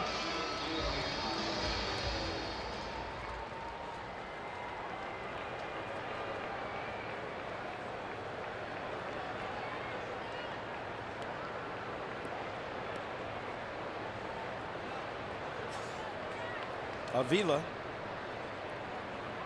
with a homer, 1 for 3 career against Strasburg.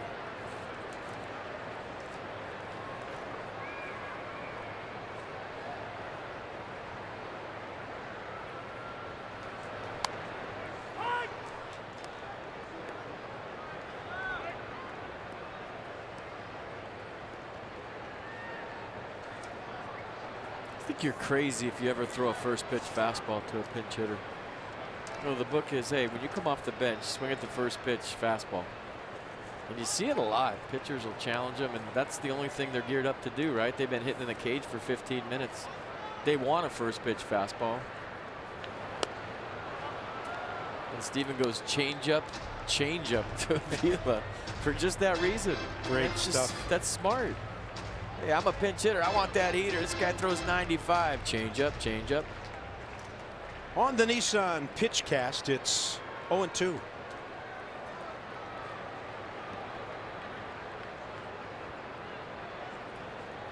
Triple up.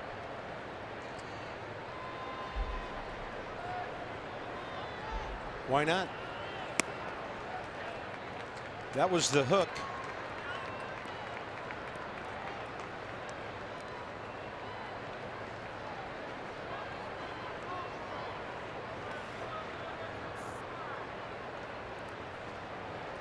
Alex is making me miss Danny Espinosa right now a little bit.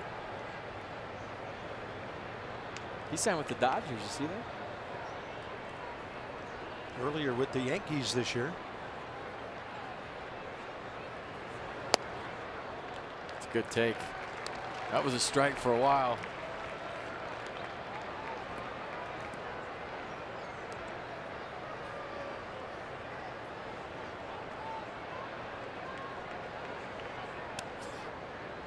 Strasburg looking for the shutdown inning after his teammates got him the lead.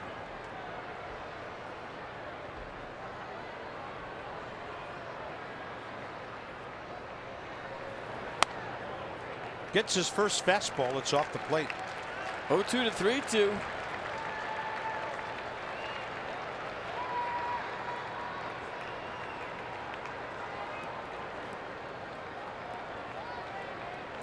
Should get something to hit right here with Peralta on deck.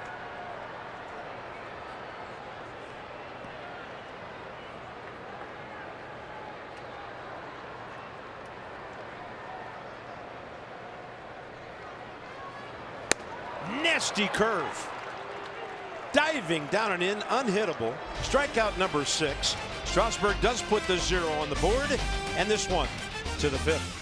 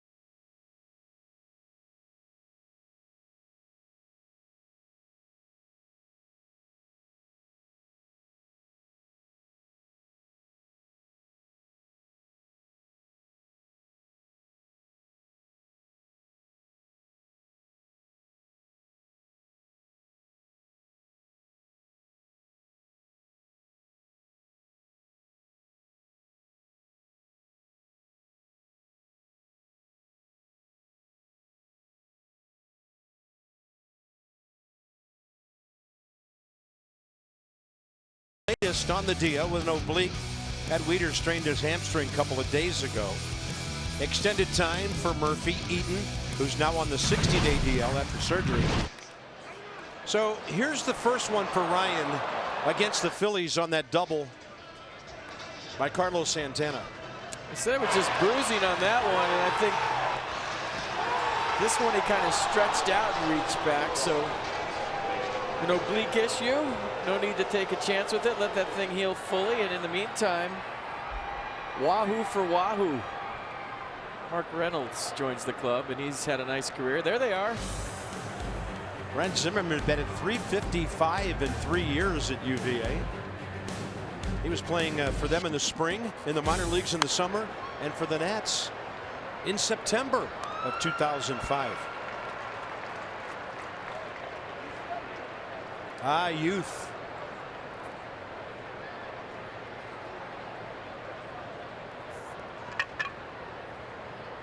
Mark Reynolds was a shortstop.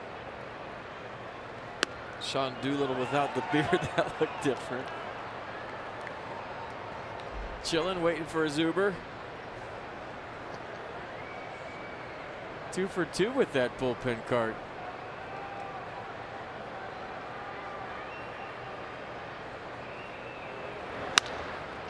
Ho hum. Howie Kendrick is 2 for 3. He just keeps on rolling.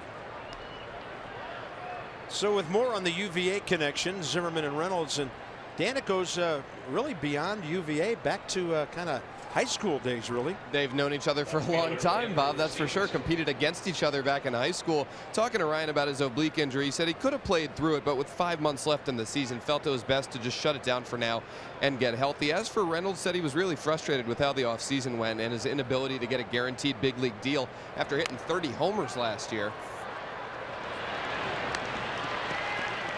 Runner to second with 1 out. I caught up with Mark last night. Ran into him in the hotel lobby. Center fielder, Michael He said he got a bunch of offers from teams, but it was non-roster invites to camp saying, you know, sign with us, you'll make the team. And he said, you know what, I hit 30 home runs last year, drove in 97. I have to go non-roster invite to camp. So he was frustrated. So the Nats called him, he said, I'm in. So went to extended spring, went to Syracuse for a little bit. Yeah, Dan, the Nats signed him in mid-April, and here he is. You just never know how things are going to work out. You don't, and he said that he knew that injuries can pop up at any time, wanted to play with a contender, and was thrilled that this opportunity came about. He said he's played under half of the coaching staff here with these Nationals in past stops, and has also played with Scherzer, Wieters, Zimmerman, obviously, and others at various points. So he says he immediately feels comfortable. He's here to help however he can, and Davey said we're really lucky to have a guy like him, 281 career homers that we can call upon when we need him. I've known Mark since his days as a Diamondback, and he's a good teammate. He'll fit in anywhere, and he can hit, more importantly. Drafted by Mike Rizzo back in '04, made it to the big leagues in '07. Last night, his line of the night was, he said, all this strikeout stuff that everybody's talking about, I was the OG when it came to strikeouts. He goes, I struck out before it was popular. He said, Adam Dunn and I were the originals. And some of those D-backs teams he was on first 5 years of his career, those guys were striking out at record paces. TJ McFarland threw almost 80 pitches and pitched almost 5 innings when the Nats beat the D-backs 3-1 a couple of Sundays ago to salvage the final game of that series. Taylor 1 for 3 against him with a home run. Gonna drill one to right, hope it gets down at will to third. Kendrick. Henley holds him, and the Nats have a corner situation. 1 out. Severino coming in. What a good sign for Taylor to stay on it and get a hit over there. Yeah, nice swing. Give Andrew Stevenson a little nod for the sacrifice bunt. Now Pedro Severino going to try to put the Nats up by 2 or more. Severino against McFarland for the first time.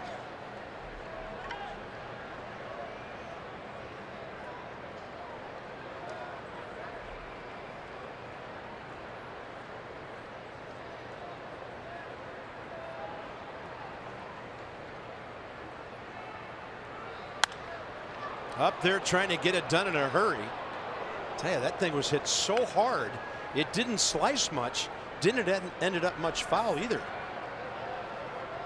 You know, a lot of times from our vantage point, we watch the runner to see if it's fair or foul, and he didn't run on that, and it was almost fair. He knew it, but we couldn't tell. Good approach. If he stays with that right there, he's going to like his at-bat. Throwing over here.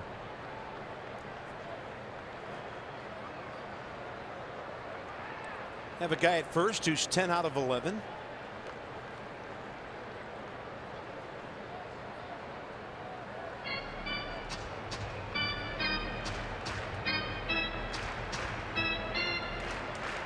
This could be a big sequence for the Nats. They took the lead.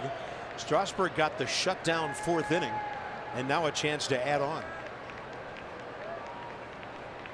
15 feet and a bunt. Kendrick coming home, and they've got him. Bunted right back to the pitcher on a 1-2 tag play. 2 down. Yeah, you don't have to go on this, and I think if you ask Howie, he thought that was more toward first, but he really didn't read it. He just took off as soon as the bunt was on the ground. So good idea, good swing by Howie. Just the execution could have been a little better with that bunt toward first. It's up to Strasburg now with 2 outs. Steven has 18 career RBIs. Great speed at second. You would think any hit into the outfield puts the Nats on top by 2. He's going to try to channel his inner Max Scherzer here. Why not? Max only went 2 for 3 with an RBI last night. Max digs driving in runs, I think. I think that's his favorite thing. I mean, strikeouts are his favorite thing, but I mean with the bat in his hand.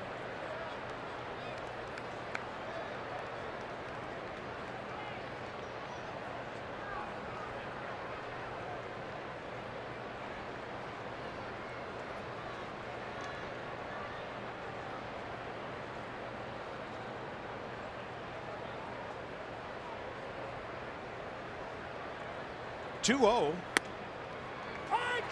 and taking all the way. He doesn't look thrilled that he got the 2-0 take sign, does he? He wanted to rake right there, drive in a run, I think.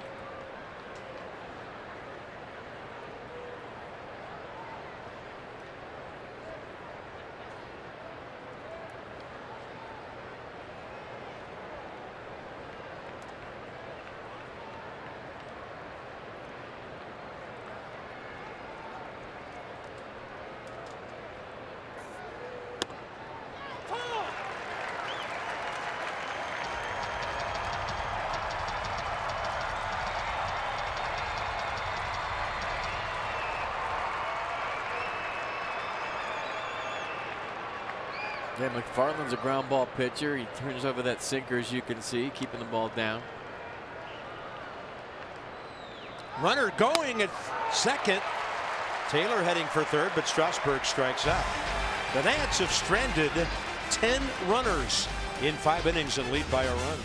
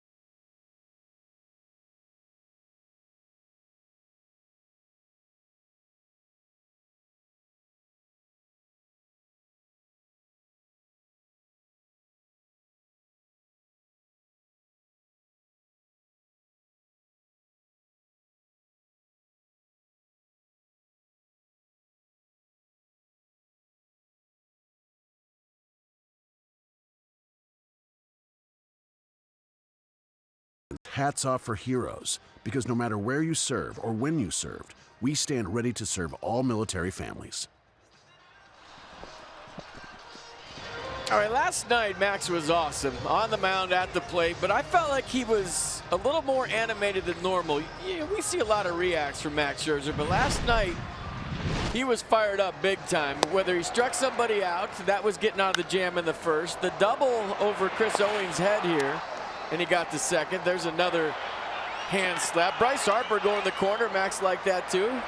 This one he gets super fired up for, but the home run by Anthony Rendon is where he was super exuberant in the Nats dugout. You know, it's a different regime here in Arizona, but you always like to do well against a team you used to pitch for and a team that traded you to Detroit because they felt like at the time that his mechanics were conducive to injury. So I don't know if that was a factor in his motivation last night, but he seemed super fired up, more than normal. So we felt like we should show you that again. No, I think that's a good call on your part. He's now 6-0 in 8 career starts against the D-backs with an ERA just above 3 after what he did last night. He's the one guy, I think it'd be pretty safe to say, loves pitching against somebody who maybe traded him or, you know, he just didn't stick with. Well, he struck out 20 Tigers. Yeah, there you go. So if you're a Tiger or a D-back for the rest of your career, look out if you're facing Max Scherzer. Strasburg back to work. 74th pitch of the day is a check swing foul by David Peralta. 73 pitches, 45 strikes through 4. As we embark on the third time through the order here.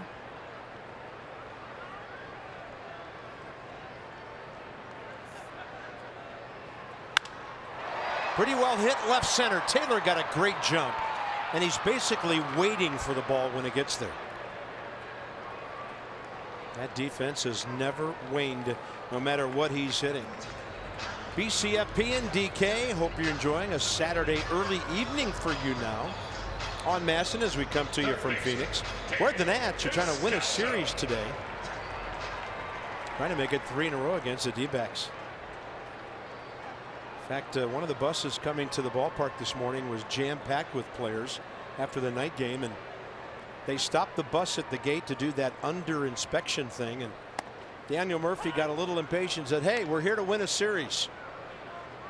Everybody laughed, and about 30 seconds later the bus was through the gate and headed down the ramp for game number 41.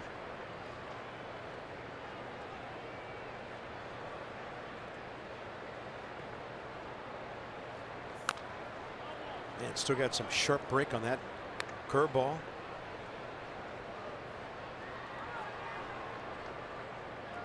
Murph's going to make his presence felt one way or the other.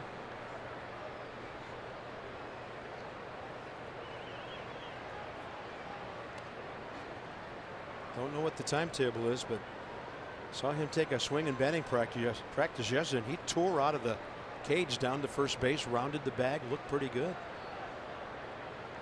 But there's a lot of stopping and starting at P, as you all know, with playing defense. Double plays around the bag at second. Well, I mean, when you come back from knee surgery, it's you get to a point where you're good, right? And then it's about recovery, how you feel the next day. And it has to be so that you can play 10 games in a row. I mean, you'll have a great day where you're running around, you're like, I'm back, I'm 100%, let's go. And then, you know, the next day you're all locked up again. So I feel like they're looking for the consistency and the rebound so that he can play every day and he doesn't have to go back on the DL.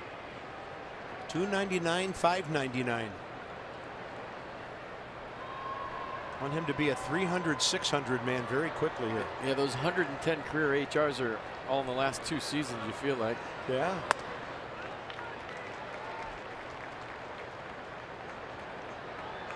Spray hitter in New York for so long, and then all of a sudden got on the plate and started dropping bombs.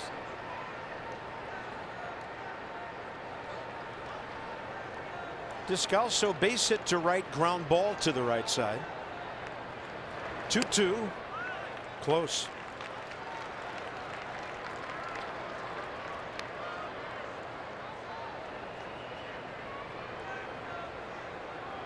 Nothing coming easy, really, for starters in this series. These are two teams that grind out at bats. They can extend innings if you don't throw strikes. Two solid clubs battling here this weekend.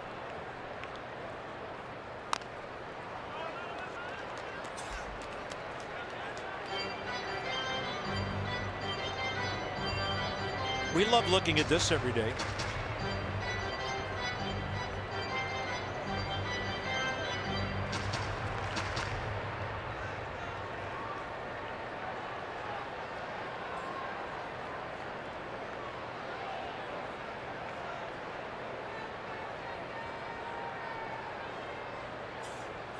Swing and a miss. 3-2 curveball. That's one of the best hooks we've seen him have in a while. Yeah, I thought the one he struck out Alex Avila on was the nastiest one, but after seeing this, I'll vote for this pitch to Descalso, just because Daniel's a tough guy to strike out.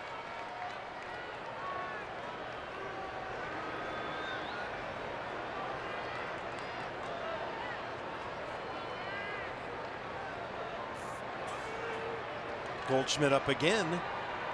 2 outs, bases empty like last time. Worked a walk. Pollock drove him in.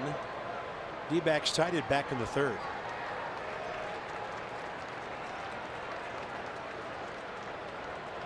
I'm telling you what, Goldschmidt's struggling early in the season. And they're not allowed to talk about the humidor cart, but if I've played in a ballpark my whole life and I'm hitting baseballs and I know when I touch one off that it's a homer and now it's not, that gets in a hitter's head. The whole psychology of it. You talk about the Diamondbacks average, Goldschmidt struggling. He's going to hit and he's going to get his numbers. He's one of the best players in the National League. But that would mess with your head if you're used to going deep and getting hits and now all of a sudden guys are running underneath them. You know, do I have to adjust my swing? Do I try something different when it's worked for so many years? It's got to be hard. Swing and a miss. Strasburg now through 5. They started off a little rough with the stiff neck. Right now, nothing going on for Arizona.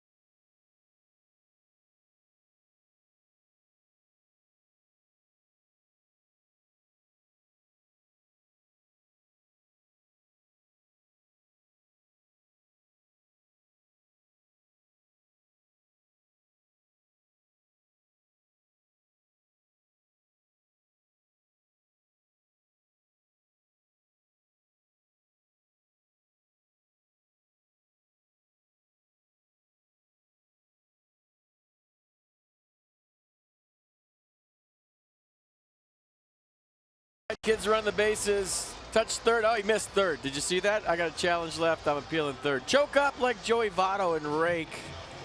May 20th, the Nats and Harris Teeter are teaming up for Kids Superhero Day. They're going to give capes away to the first 10,000 kids ages 12 and under. You can run the bases after the game, too, so visit Nationals.com and be at the ballpark. Dodgers in town. That's a 1:35 start. Let's see his launch angle. What's he got? Right? Yeah, shorten up and go to right. Let's go, Meat.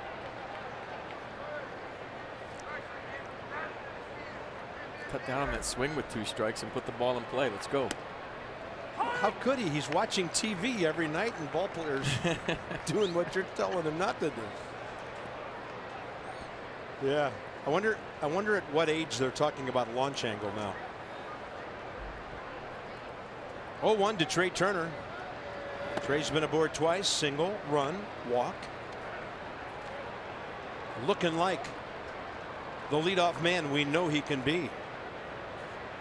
And then the occasional long ball like he did last night. 2 for 2 against TJ McFarland, and saw that one well. He's got the leg kick nice and slow and early. That's when he's usually locked in. So 3 plate appearances against this lefty, 2 hits and a walk.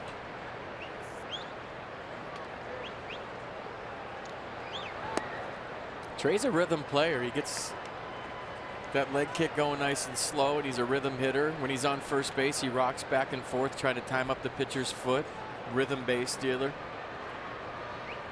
All the jump throws at shortstop. There's a lot of rhythm to his game. Ooh. That one get Murphy? It did. It knocked his mask off on the backswing.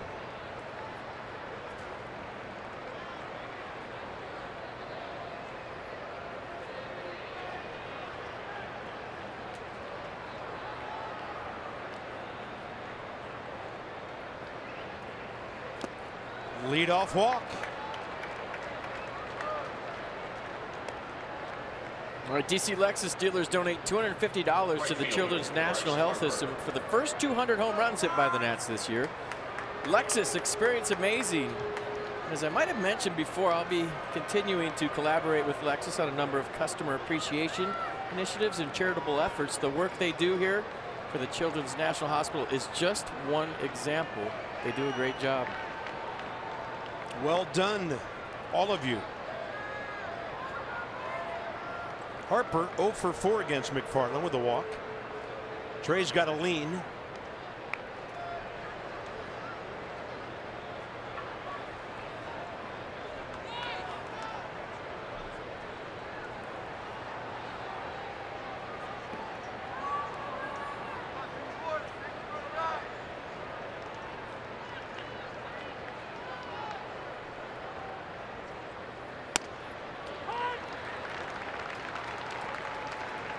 So Tim Bogart going to go over there. Bryce didn't like that call.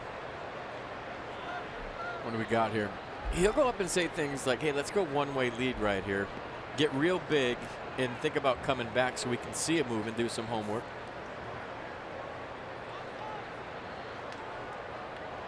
Got a lean going now.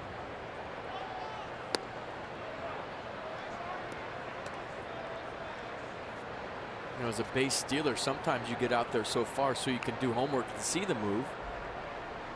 Let's see how far he gets out here. He's usually 12 feet. That's his standard.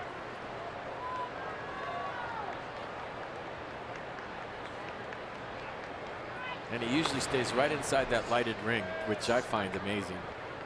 How he can do that all the time.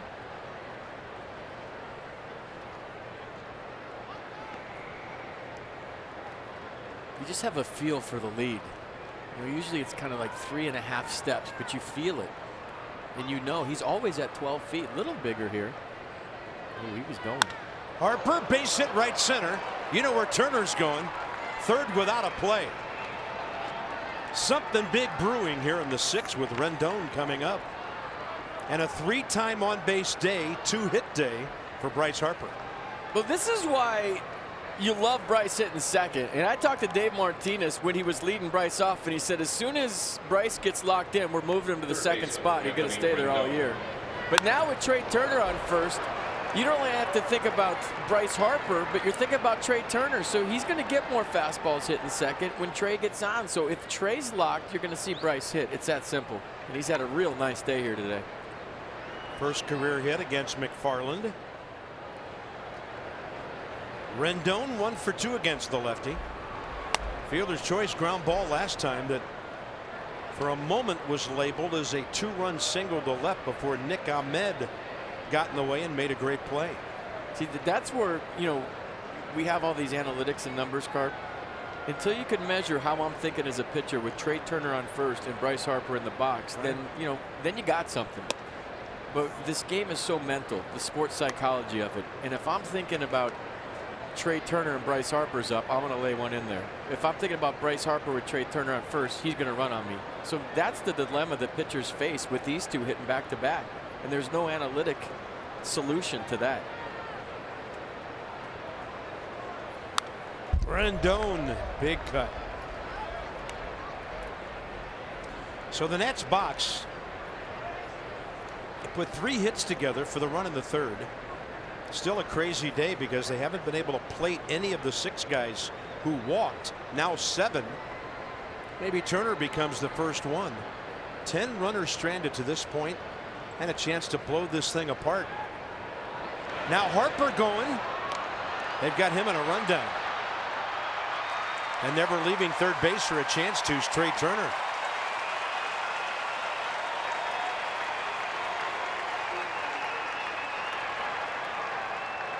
I think 2 outs, Trey goes there. But as Bryce being the first out or nobody out when that play started, he hung out. And that's the right move. Bryce tried to stay in the rundown so Trey could score, but that's not a gamble you want to take with nobody out, because if Bryce gets tagged out here, you still have runner on third, 1 out. So Bryce is looking over at Trey like, are you going to go? Are you going to go? But that's the right move, and Bob Henley was probably in Trey's ear. So 1-3-6 on that play. Rendon takes one that misses. So if that play starts with 1 out and you're anticipating Bryce is the second out, you go. If that play starts with 2 outs and you're anticipating Bryce is the third out, you go. But with no outs, Trey did the right thing. Now the D-backs draw the infield in. 3-1 to Rendon. Good count for him. That'll be right on the edge. Just to look ahead a second. This looked like a ball. Not that close. Matt Adams 0 for 2 against McFarland as he awaits.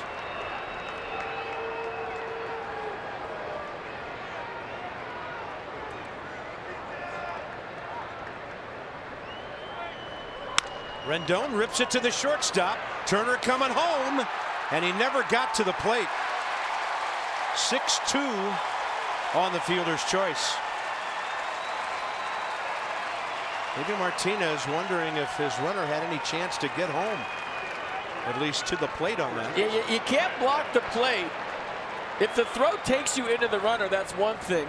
Let's see what John Ryan Murphy did, and did Trey have a lane to slide? And I think the throw took him into it. See how he's blocking it now once the throw goes? And Dave is going to tell him what they want to challenge here. See how he moved late. If he was standing where he ended up before the throw came, then you got something there. But watch. He's giving him a lane. Or is he? Ooh. All right, maybe that left foot was blocking the plate initially. Joe West will join the discussion with Doug Eddings.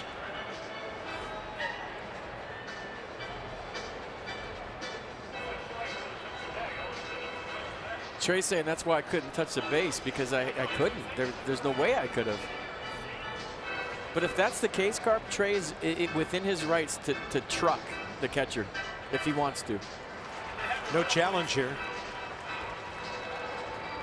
Nobody ever thinks of it because the players today are so conditioned that they can't run into the catcher. But if he's blocking your path, you have every right to blow him up.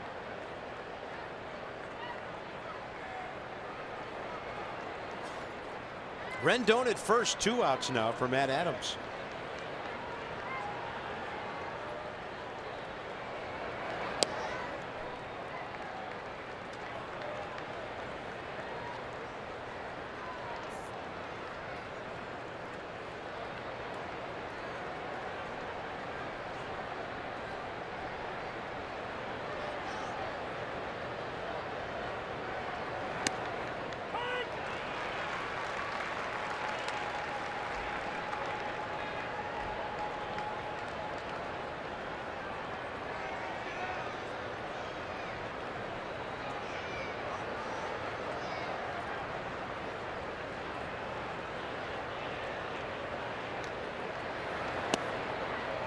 You know, the whole aggressive thing is awesome when it works. Sometimes it's hard to watch when it doesn't.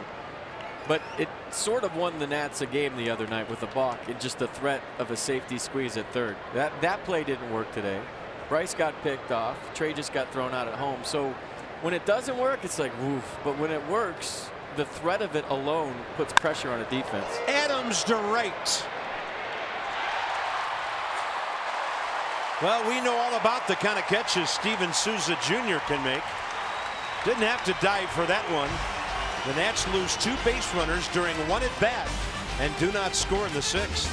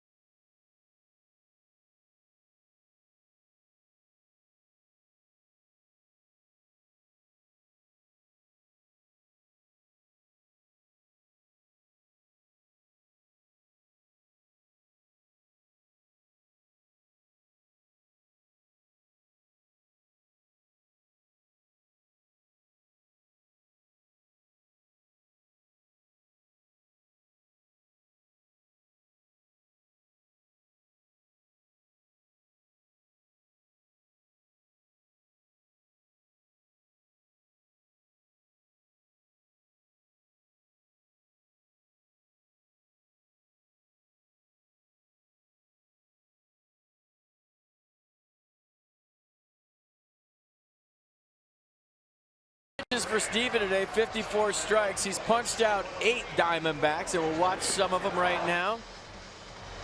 After getting through that first inning where it looked like he had trouble getting his neck loose, he is totally loosened up.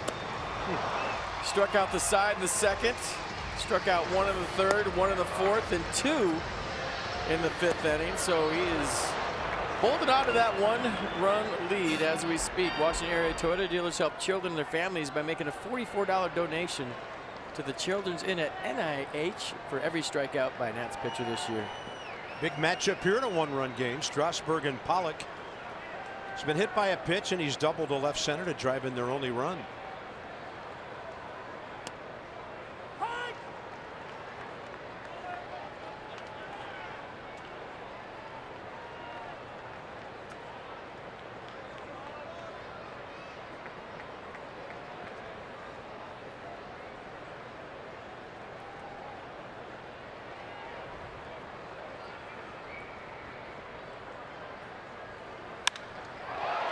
Right center.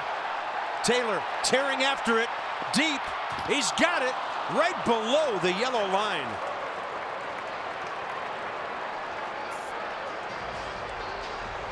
He is so good. I mean, the ground he covers, this will give you a good look at it. I mean, this ball's crushed. And watch him check the fence twice, knows exactly where he's at, on the road, in a ballpark he plays 3 games in a year, played it like it was his home field. No fear, Steven Strasburg. Tip of the cap to Michael A. for keeping this a 2-1 game. That would have been at least 2 bases, maybe 3. Here's Souza 0 for 2 with 2 balls in the air. And if I'm A.J. Pollock, I go find the humidor and beat it up with my bat.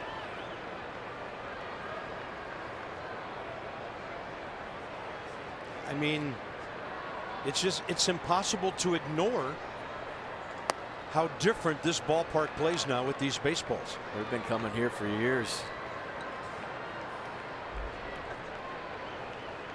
Park opened in 1998. I mean, this place was right up there. You know, Coors is kind of its own animal, even with the humidor up there. But this ballpark played about like Philadelphia did, or does. Some of the other ballparks where the ball just flies, and it's such a dramatic difference. He knows.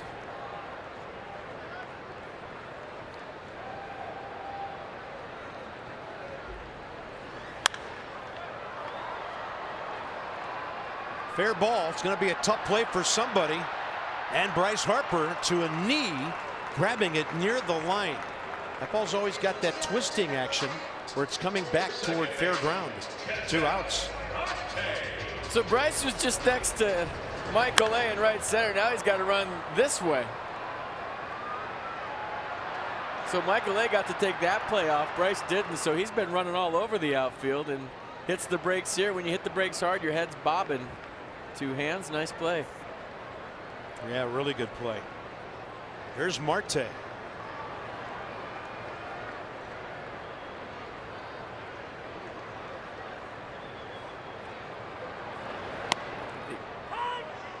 D-backs box, 2 hits in the first, nothing to show.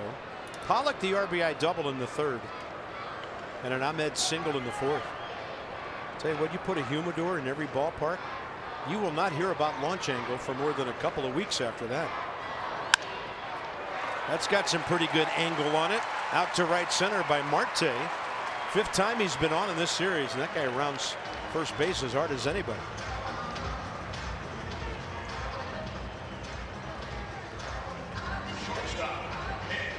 Nick Ahmed with a runner at first, 2 outs.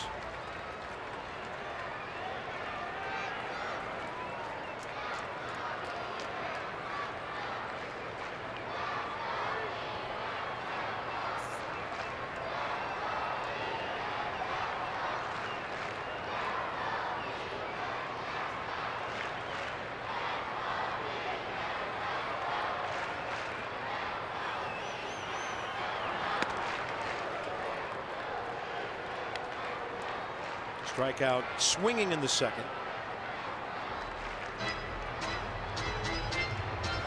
And then a 2-0 pitch taken to right field for a clean single in the fourth.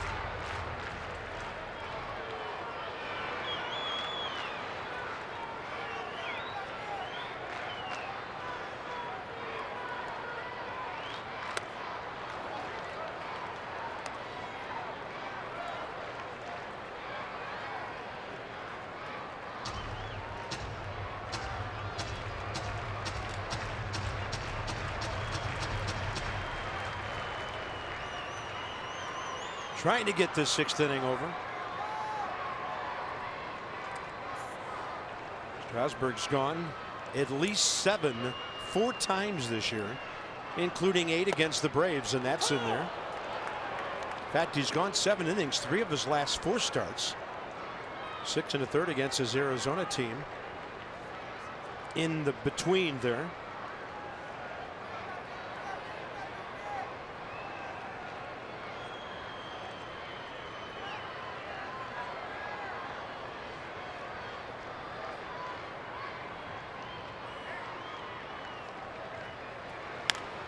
Snaps one off. 2-hopper. Rendon plays it well. Strasburg through 6. It's been a battle. 2 good ball clubs. 2-1 Nats.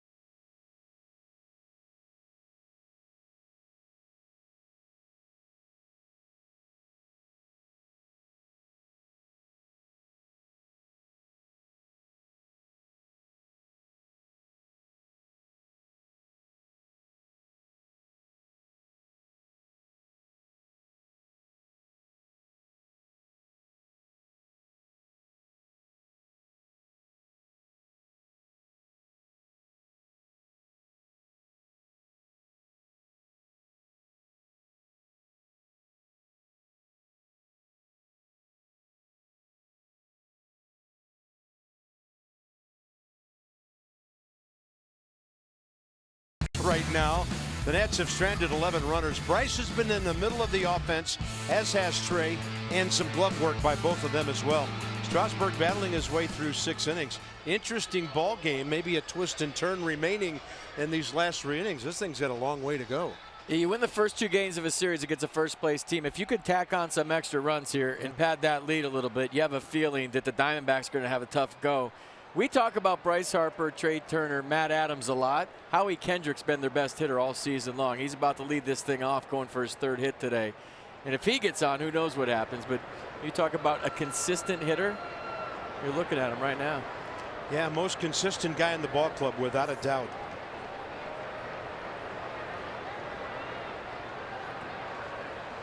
DJ McFarland's still pitching. He's thrown 2 innings already. Here's their bona fide long man. What do we got here? Davey just checked with Strauss to see if he's good to go for more. Yeah, I think he is. That's what they were discussing.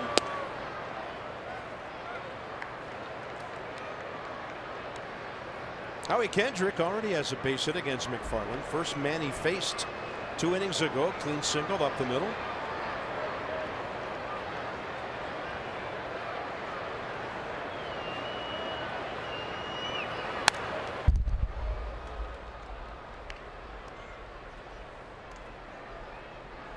Strasburg now 97 pitches, 64 strikes through 6.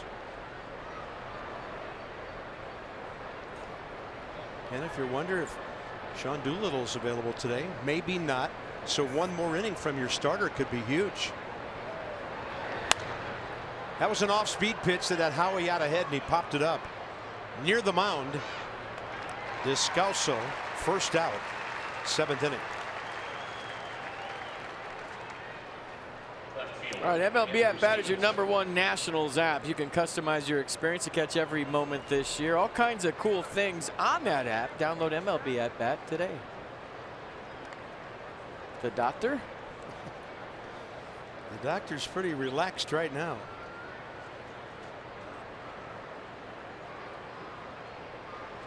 He might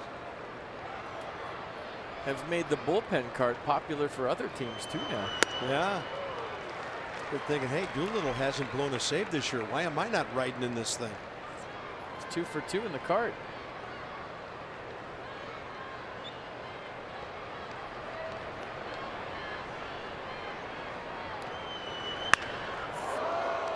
Oh, look at the pick by Ahmed. Wow. Playing up the middle on the shift. And he took a hit away from Andrew Stevenson. I'll tell you what, he is some kind of glove man in short. The more you watch Nick Ahmed play, the more you realize he could win a Gold Glove someday. Watch this ball come up on him. It's smoked, first of all. And it takes a nasty in-between hop, and he just flags it down like it was nothing. That was a sweet play unless you're Andrew Stevenson. Michael A. Taylor base hit to right last time against McFarland.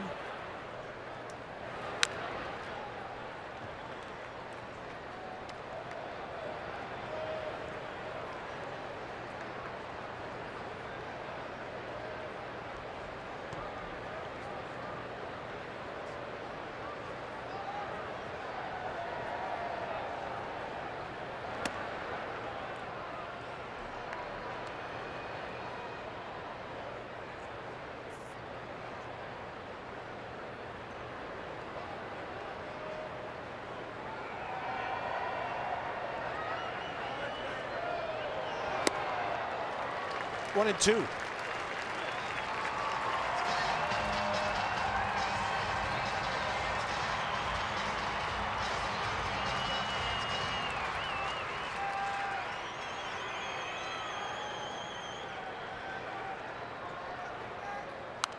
Baxter's here.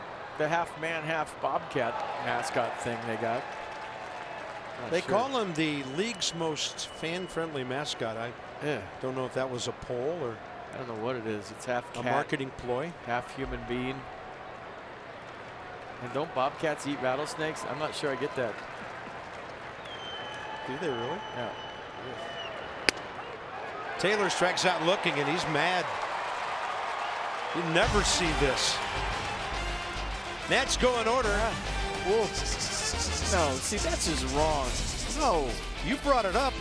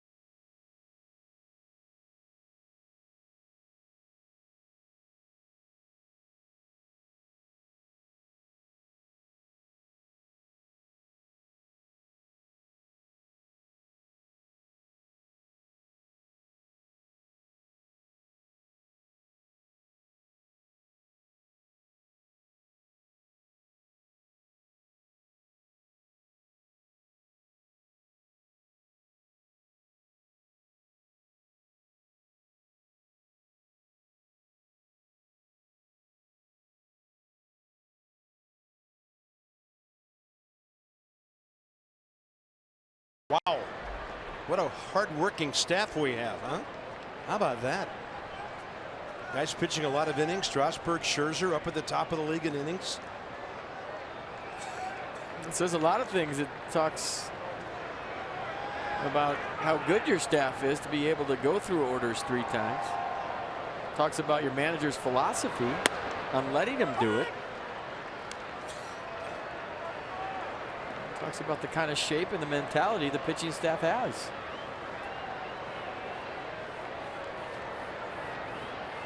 John Ryan Murphy, number 8 man in their order. Pinch hitter after him.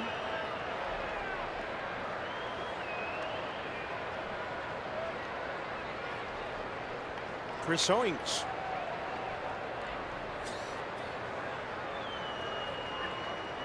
Another good long relief job by T.J. McFarland. Shuts out the Nats on 3 hits through 3.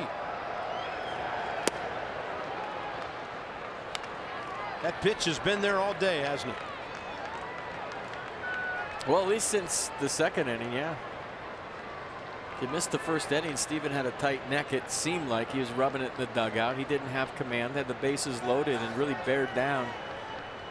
Had a fly ball out, struck out Marte with a curveball, and ever since then it's been cruise control for the most part. Trying to go at least 7 for the 5th time this year. Sammy Solis. For Peralta, maybe. Strasburg gets the first 2. It might be him against Peralta.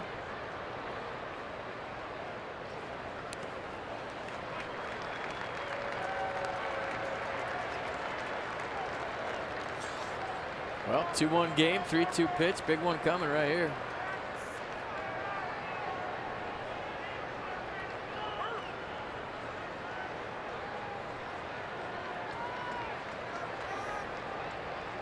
Sam Dyson's down there somewhere too. He's a good bunter. Swing and a miss. Dominant curveball today, number 9.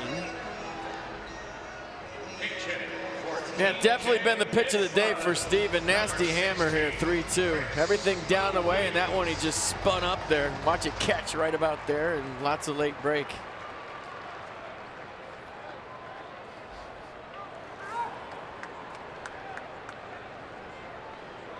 Chris Owings against Strasburg career, 2 for 9.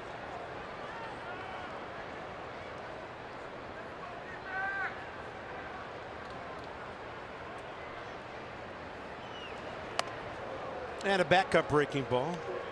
Spun him to his right. Looks like Yoshihisa Hirano is next. Stevens thrown 32 curveballs today. Got 7 swinging strikes with that pitch and 8 called strikes. So yeah, pitch of the day for sure. Another one. Add that to the total.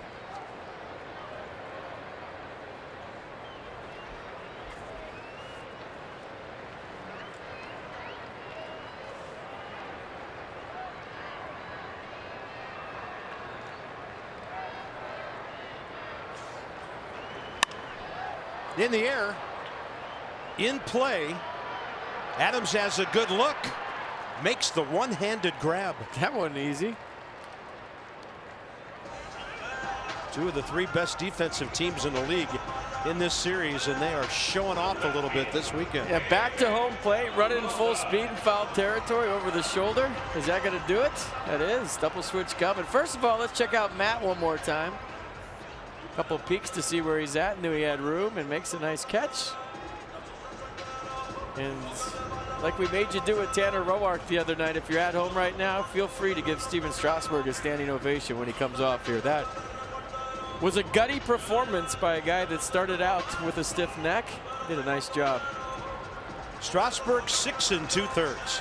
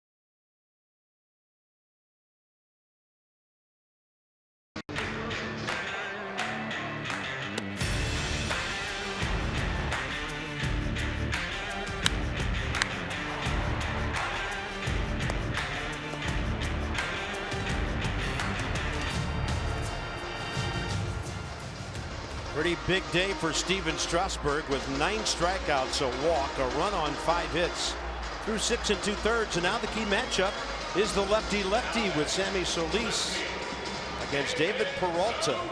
Peralta has a hit against him in this series, 1 for 4 career. A couple of defensive switches. Wilmer Defoe in the number 9 spot, double switch to play second, and Howie stays in to play left. So Andrew Stevenson double switched out of the game.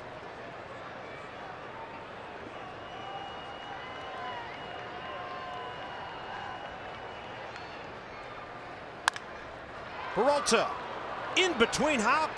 What an inning for Matt Adams. Foul ground, fair ground. This one's going to the 8th. Who is this guy over there? Thought he was just a slugger.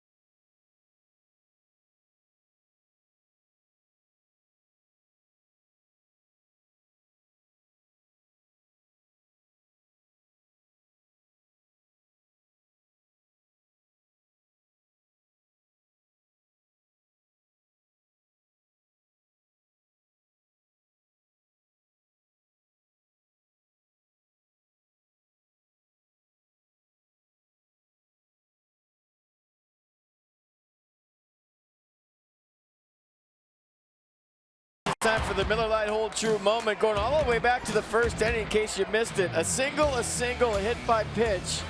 Steven Strasburg was having trouble getting loose. We watched him warming up. He was rolling his neck around, rolling his arm around, so something was up. Velocity was 92, 93, didn't really know where it was going out of the gate, but then he bears down and gets a fly ball from Steven Souza Jr., strikes out Ketel Marte, and gets out of a jam in a 2-1 game. That was the biggest moment. He would settle in to have a really nice outing. A gutty performance here by Steven Strasburg.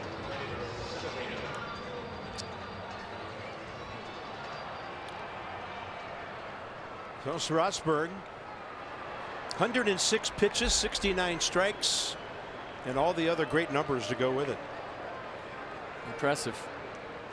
In line for his 5th win of the year, and Nats need some add-on action here. Yoshihisa Hirano against Pedro Severino, who's 0 for 1 against him. Yeah, 2 pitches, fastball low to mid-90s and a split. You just saw the split, 19th appearance. Pretty good numbers. Yeah, 34-year-old big league rookie making his 19th appearance. So it's Severino, Defoe, and Turner, top 8.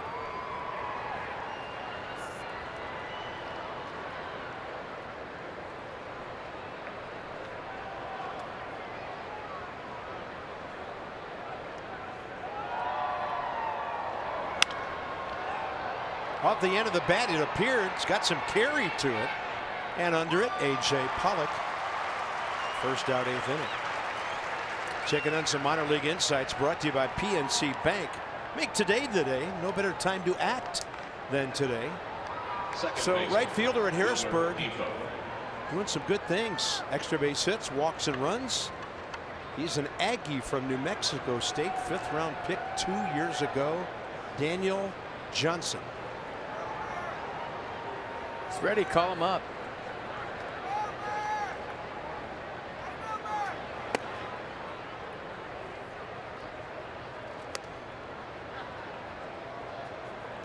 Former Defoe, a rare 0 for last night, 0 for 3, batting 9th behind Scherzer. Strasburg batted 9th today.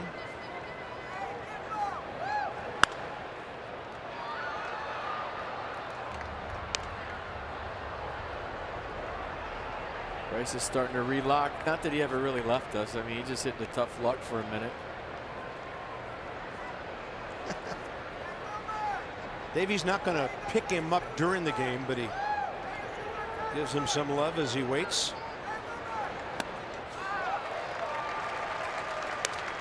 Now it's 1-2. Those two have developed quite a relationship early on in the season. Bryce loves his new skipper. Davey loves Bryce. I mean, how can you not love Bryce Harper if you're a manager? But you know, Bryce has played for a lot of different managers, so the fact that those two are clicking, I think, is huge. That thing took a big hop way before it got to Marte. 2 down.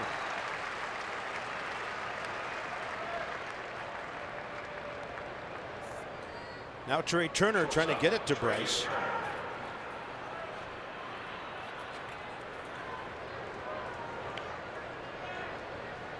And if he can. No right-hander throwing in the Arizona bullpen, or lefty, I mean. Fastball right in there.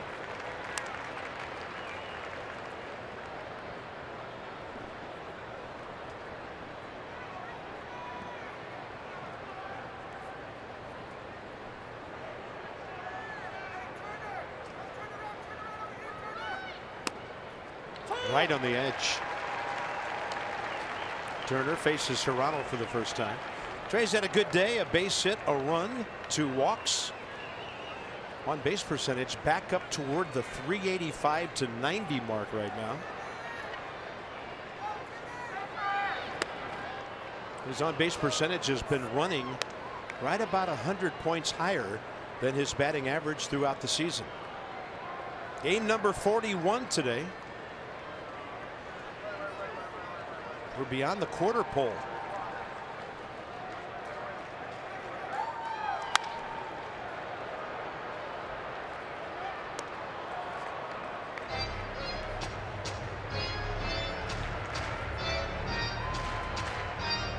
T-Boom, Adams, Gio.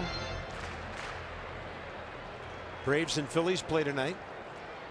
Not each other. Mets at the Phils, Braves at Miami. Both were beaten last evening.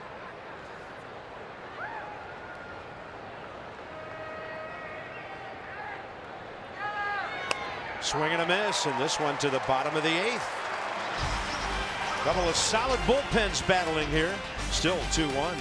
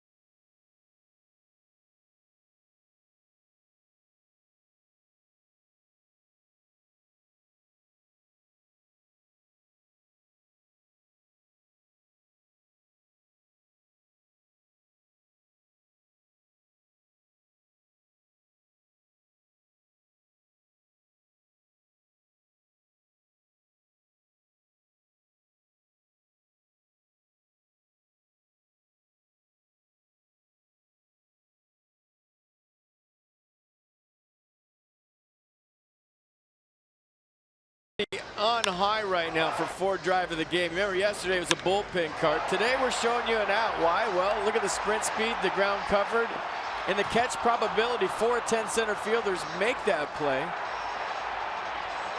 I like the way he glanced one more time at the wall, knew exactly where he was. And the reason we're making that the Ford drive of the game, check this out. This season, 6.8 runs a game combined, both teams, 1.8 homers. Last season, without the humidor, look at the difference. So heard you local Ford dealers for great savings on cars, trucks, and SUVs. A+ to the crew on the last 2 Ford drives of the game. Well done, guys. Great research. And by the way, 6.76 this year, lowest of any park in Major League Baseball. Come on. Lower than Houston, which is next, Miami, St. Louis, and Nationals Park. That's hard to believe. This place has been a launching pad for so many years. They've taken the propellant out of the launch. So it's a lefty-lefty here with Solis and Descalso. Daniel faces Sammy for the first time. Nasty breaking ball. You got Peralta on one pitch thanks to the good play by Adams. Sean Kelly.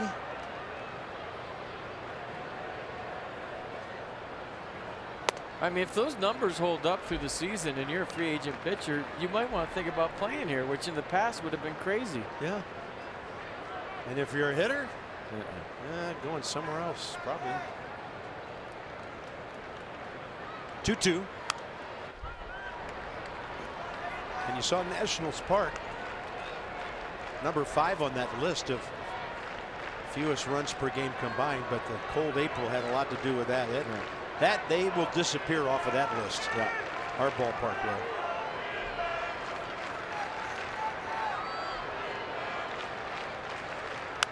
There was some thought back in the day when the Rockies first started playing with the balls in the humidor that they would switch out baseballs late in the game when they were behind. There was a philosophy that had some coaches back in the day switching baseballs and giving one bag to the ball boys to run to the umpire versus the one in the humidor. Now Major League Baseball runs it. Yeah. Did he go? Joe West says no. Hard to believe there would be such suspicion. Well, there was actually video of, I won't say who the hitting coach was at the time, switching out the bag of balls in the dugout. It kind of got a lot of play Rockies were down by 4 or 5 that day. They came back and won the game, and everyone was talking about it. Swing and a miss. Sammy Solis pulls the string on a guy who's really hard to strike out. 1 out, 8th inning. Steven got Daniel Descalso last time on a curveball. This time, Sammy Sosa gets a big out, and another nice outing from the Nats bullpen. Sammy getting the job done, and clapping an attaboy Sammy from a skipper. And coming up, maybe Sean Kelly's most significant appearance of the season.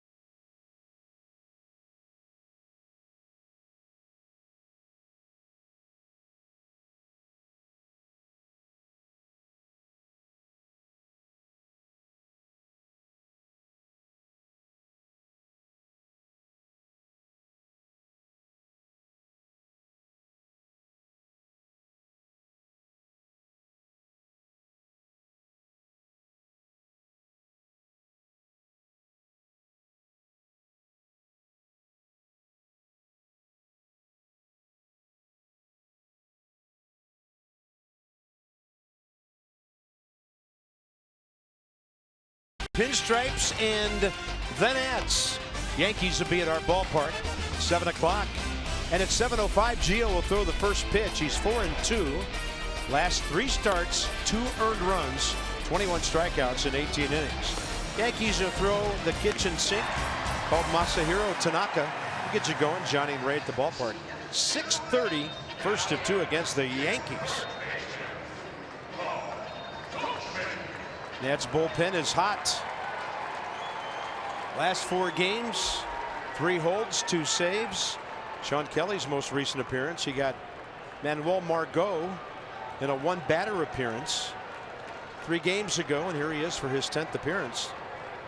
Goldschmidt career 1 for 3 against Sean with a base on balls.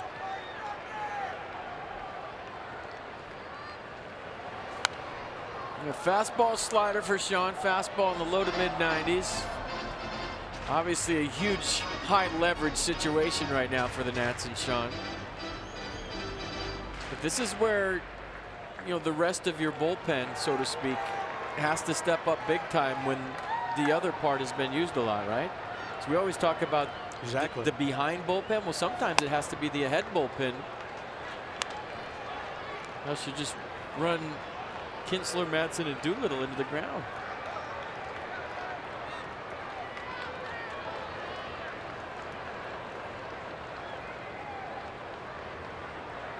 What does Sean have on 0-2? Slider in the dirt.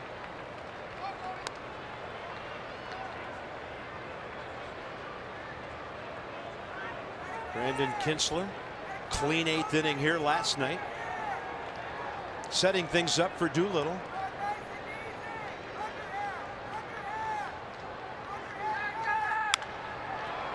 Ball hooking foul.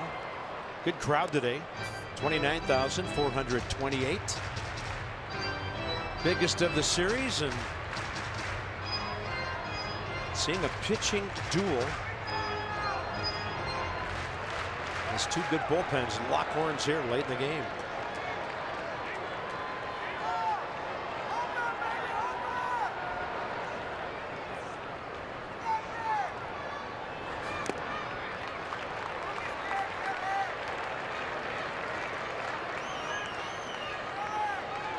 Sean not able to keep that thing looking for a strike or like a strike long enough for Goldschmidt to bite.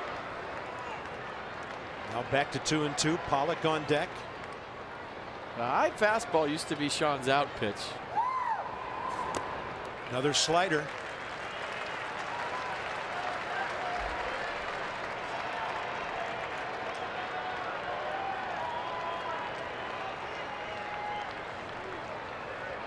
Yeah, the fastball right in this area, maybe a little higher than that.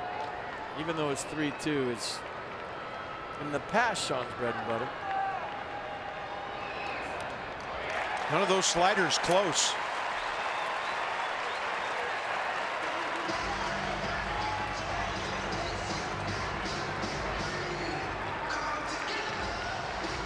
A.J. Pollock 0 for 1 with a walk career against Sean Kelly. So we've hit the 4 o'clock hour here. Ball game nearing the 3-hour mark in Phoenix. Nats trying to win a series today. They can get 3 in a row here. They'll unleash Jeremy Hellickson on the D-backs in the Sunday night game. 8:08 first pitch tomorrow night on ESPN. Excuse me, Bob. This is a save right here. Pollock's having a nice day. Hit by pitch, double in the gap, hit a bullet, and was robbed by Michael Taylor last time up. So he's feeling real good about himself. Besides the April he had where he was NL Player of the Month, his May picked up right where April left off. So Kinsler and Doolittle back-to-back appearances, first 2 games of the series. Get the feeling that Sean Kelly's the bridge to Ryan Madsen, possibly, who has closing capabilities. Well, you're right. Middle of the order. If Doolittle's available, this is probably when Madsen's pitching, because Davey loves him against 3-4-5 or 4-5-6. Trevor Gott is up.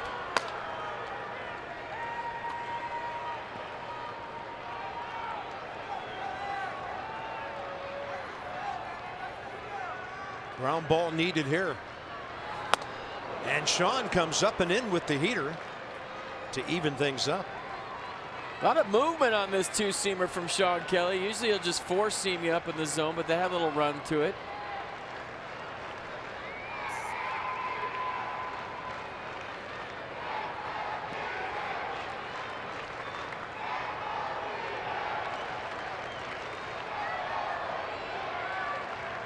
You gotta let him know you're there. He'll run on you.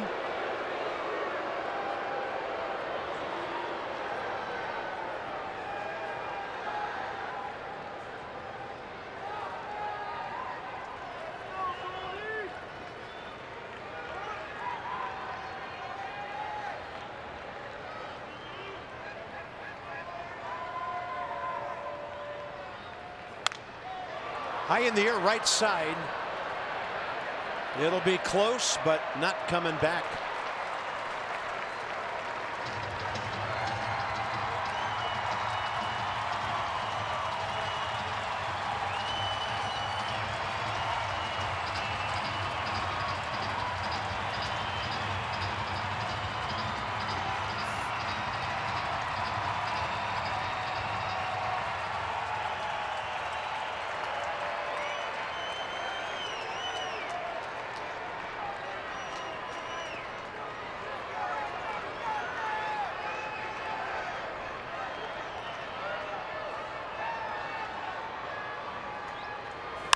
One and two, drilled to center. Taylor is there. 2 down. Huge out. Now it's Kelly and Souza.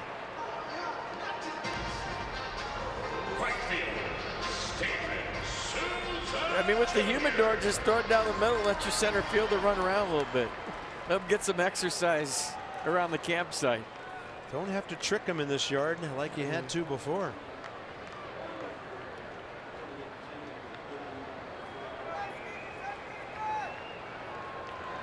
Souza 0 for 3 today, and he faces Sean Kelly for the first time. Fastball up.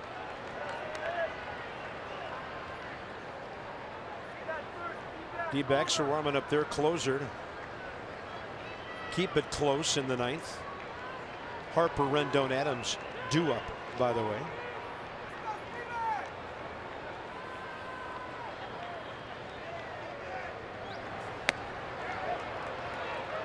Appeal. Marty Foster says no. 2-0.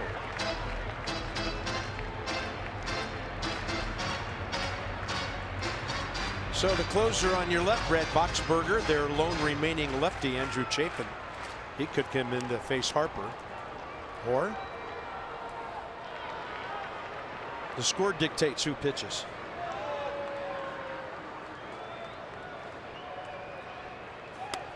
Good fastball at the knees.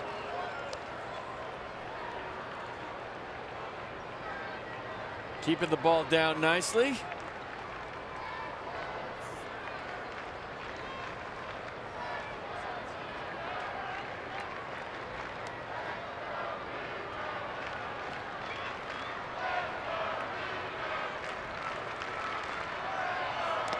Ball 3.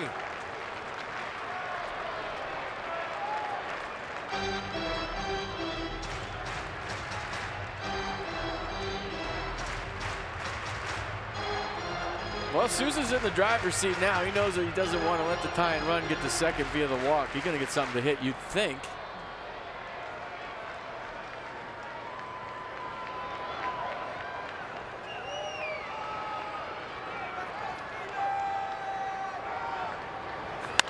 Jammed him.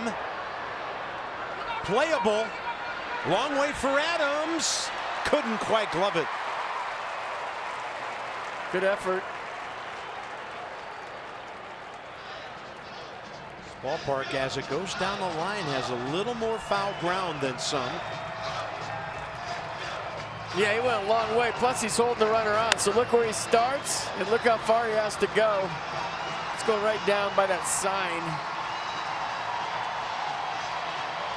That's scary, man. If you've ever done that and you're looking that long at a fly ball, you have no idea where the fence is because you can't take your eyes off it, especially in a roof ballpark.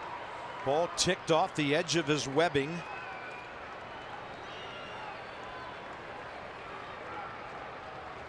Goldschmidt gets a head start. 3-2 pitch. 2 outs.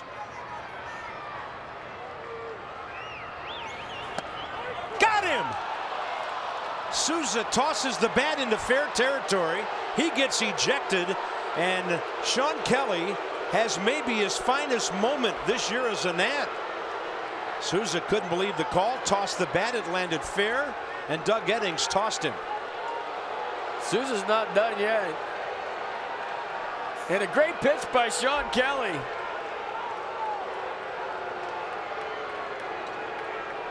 We'll show you the strikeout again one more time, and we'll get back to the festivities after the break. But what a clutch pitch by Sean Kelly. Clearly a strike, no doubt about it.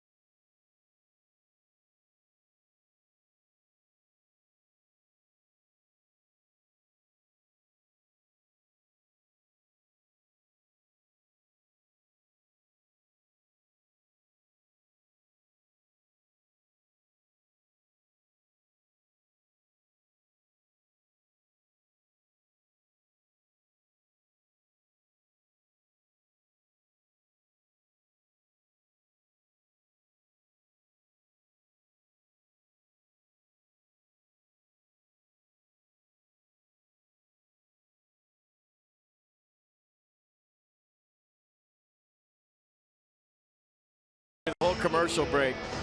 And based on my lip reading skills, it was something about the bat stuck to his batting glove. He was trying to throw it back to the dugout. It went to shortstop. And he said, just fine me. Don't throw me out of the game. Just give me an equipment fine is what he was asking for. He was pleading his case like they're going to change their mind all through the commercial break. But based on the pitch and the location, Pitchcast has this as a strike. I think it's down, but Pedro Severino did a nice job of framing it. Sean Kelly will definitely take it. Made a big-time pitch in a big-time situation. But watch this. He was throwing it back to the dugout. But he threw it back to the dugout with authority. I think the direction of the bat is irrelevant. The way he threw that bat was in disgust. Now, there's two ways you can go. You can give him a $100 equipment fine or whatever it is, or you can eject him. And Doug Eddings chose to eject him. Joe West came in. They were talking the whole time. And Steven Souza Jr. seemed like he was trying to talk himself back into the game, which wasn't going to happen. So Bryce Harper trying to step in. They're going to go ahead and announce the new pitcher, Andrew Chafin, and the double switch. We'll get you updated with right field here in a second. Chafin, and there's Gerard Dyson. He'll be batting ninth. Pitcher fifth on the double switch. Chafin 2/3 of an inning scoreless in the 11th, but he gave up the Matt Adams RBI hit. Facing Harper here. Bryce 0 for 3 career against him. Time for some Fios by Verizon Exmo. Here's some Bryce Harper knocks today. Double down the right field corner first time up, then a single in the 6th. So the 100% fiber optic network means more speed for more devices at once. Visit getfios.com. Harper with a high fly ball left side. Long run for Peralta. And he's got it right up against the barrier.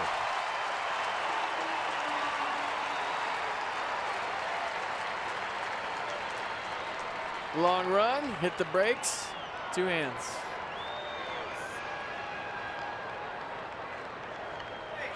Rendon and Adams now the next two. So the reason I'm not buying Souza's discussion there is because there were some slides that he performed against the Dodgers that were late tough slides, and back in the day nothing would have been said, but there was a little words back and forth between the Dodgers and Souza. But what he did, Carp, when he slid into Dodgers late was kind of picked him up like I didn't mean to do that. So he did the same thing right here. I didn't mean to do that. And maybe he's one of those guys that didn't mean to do it. Maybe he did. Who knows? But it was the same kind of discussion here as it was in LA when he slid in late to Chase Utley.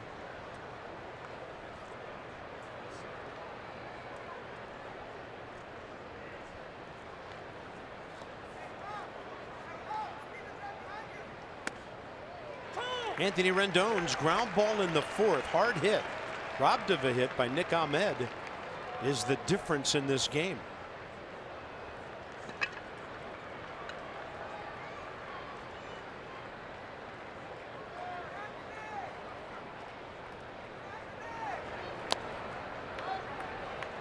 I'm a big fan if a guy slides in late and hard, you just own it. Like, yeah, I meant to do that. Take it with you. Hit me if you want. So Kelly was the bridge to Ryan Madson.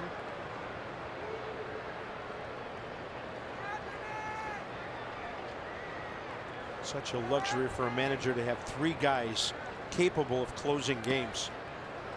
And that's got to feel good for Sean Kelly, right? Last time we saw him, he was walking off the mound, injured. Last time in a big situation, at least, and then comes in today and gets some big outs. Nicely done, Sean Kelly.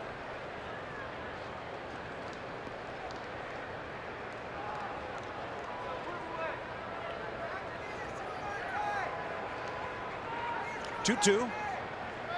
Rendon rips it. Picked off by Marte.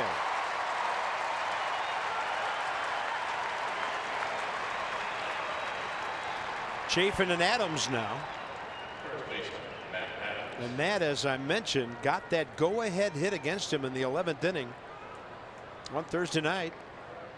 They put the shift on. He hit it where they weren't.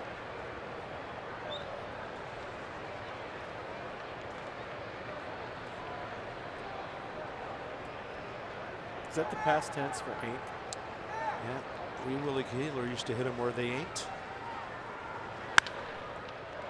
And he hits that where they are.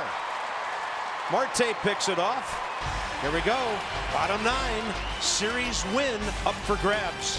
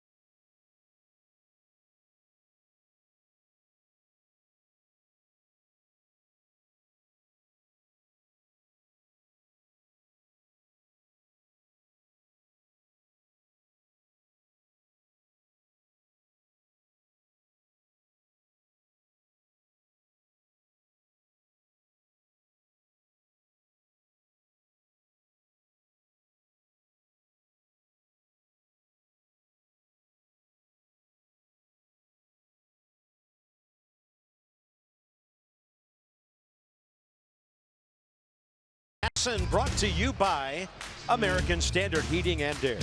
Find your local independent American Standard Heating and Air dealer at MidAtlanticComfort.com.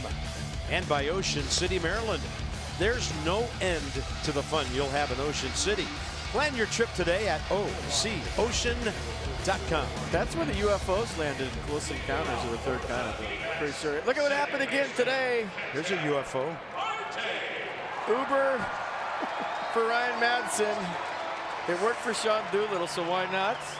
One-run game. Ryan Madsen on for the save opportunity. Why not? Why not? 20th game. First up is Ketel Marte. These guys know each other a little bit. 5 career matchups, 3 hits. Severino didn't catch it, but he gets a called strike anyway. Slowed it down enough.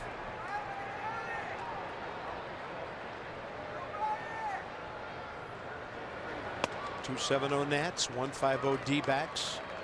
18 runners have been stranded in this game. 11 by Washington. 2-1.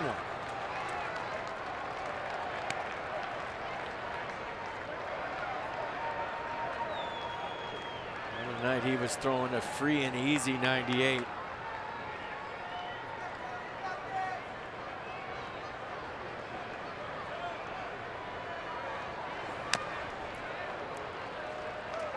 It's pretty free and easy 97. Inning and a third on 23 pitches. Got Goldschmidt to end the 8th.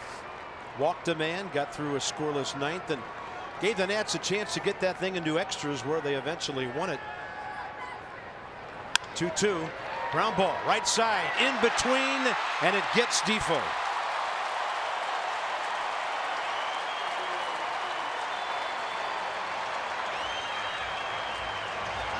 Wilmer Defoe's 4th error of the year. Well, that's not good. Looked like he kind of a little out of control in that second hop, and then he tried to make up for it by funneling it in with 2 hands. That would have been better off if he could do it again, to sit on that a little bit more and get rid of it. And now the wheels are turning. See what Torey Lovello decides to do with his shortstop here. Ahmed 1 for 2 against Madsen. Showed bunt, took a strike. Rendon was halfway home by the time that ball hit the catcher's mitt.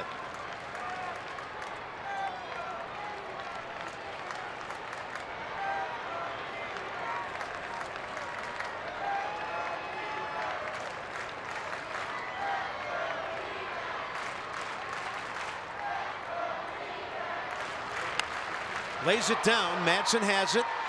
Looking to Adams. Tying runs at second base. 1-3 if you're scoring, and John Ryan Murphy is next.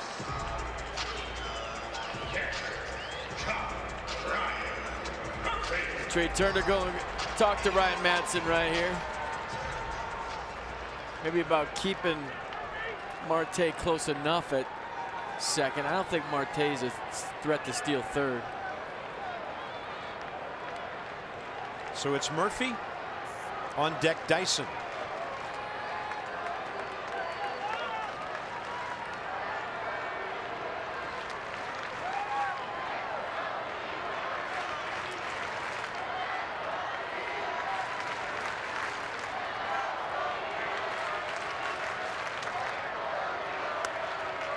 Ryan's been getting ahead. 96 right there.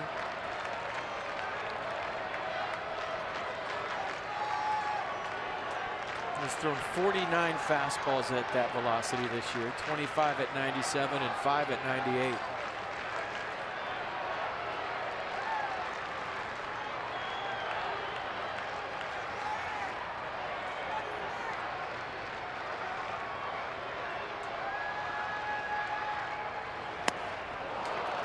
Big swing. 0-2. The other night when he came in, the changeup was awesome. And after he had swing throughs to Paul Goldschmidt on a fastball, you're thinking he could blow another one right by him. He pulled the string on the change. See if he does the same thing here.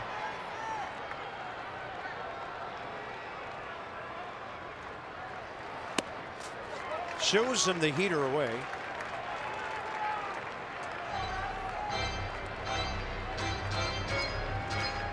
Day of frustration for both ball clubs.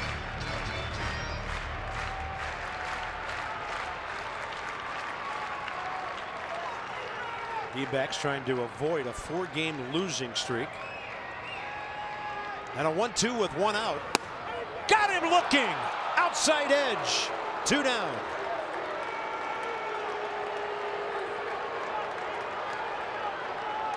Right field. No serious paint here at 97. John Ryan Murphy can just watch it. He struck out on a fastball similar to this from Steven Strasburg in the second. He ran back a 95-mile-an-hour heater for strike 3, and this one was 97. So now what do? Do you want Dyson? You have to go after Dyson with Peralta on deck. Yeah. Gerard Dyson 1 for 3 career against Matson. Infielders know they got to let it go quickly. If they get a ground ball, this guy can fly, and it's strike 1. Guy off the bench, first pitch, what'd he throw him? Changeup. He knew he was hacking. Wilmer's hoping that Ryan can pick him up.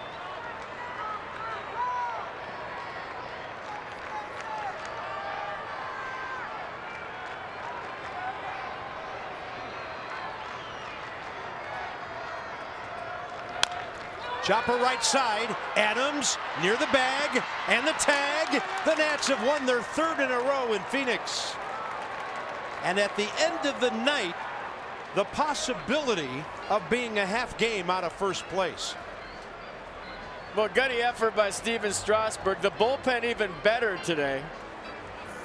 And the Nats just won their 4th series in a row, folks. They're playing some good baseball, even though they're all dinged up. They're finding a way to win some baseball games and some series. Yeah, we are seeing ball games in May that may make a big difference come August and September. So the Nats win it 2-1. They'll go for the sweep behind Jeremy Hellickson on Sunday Night Baseball tomorrow.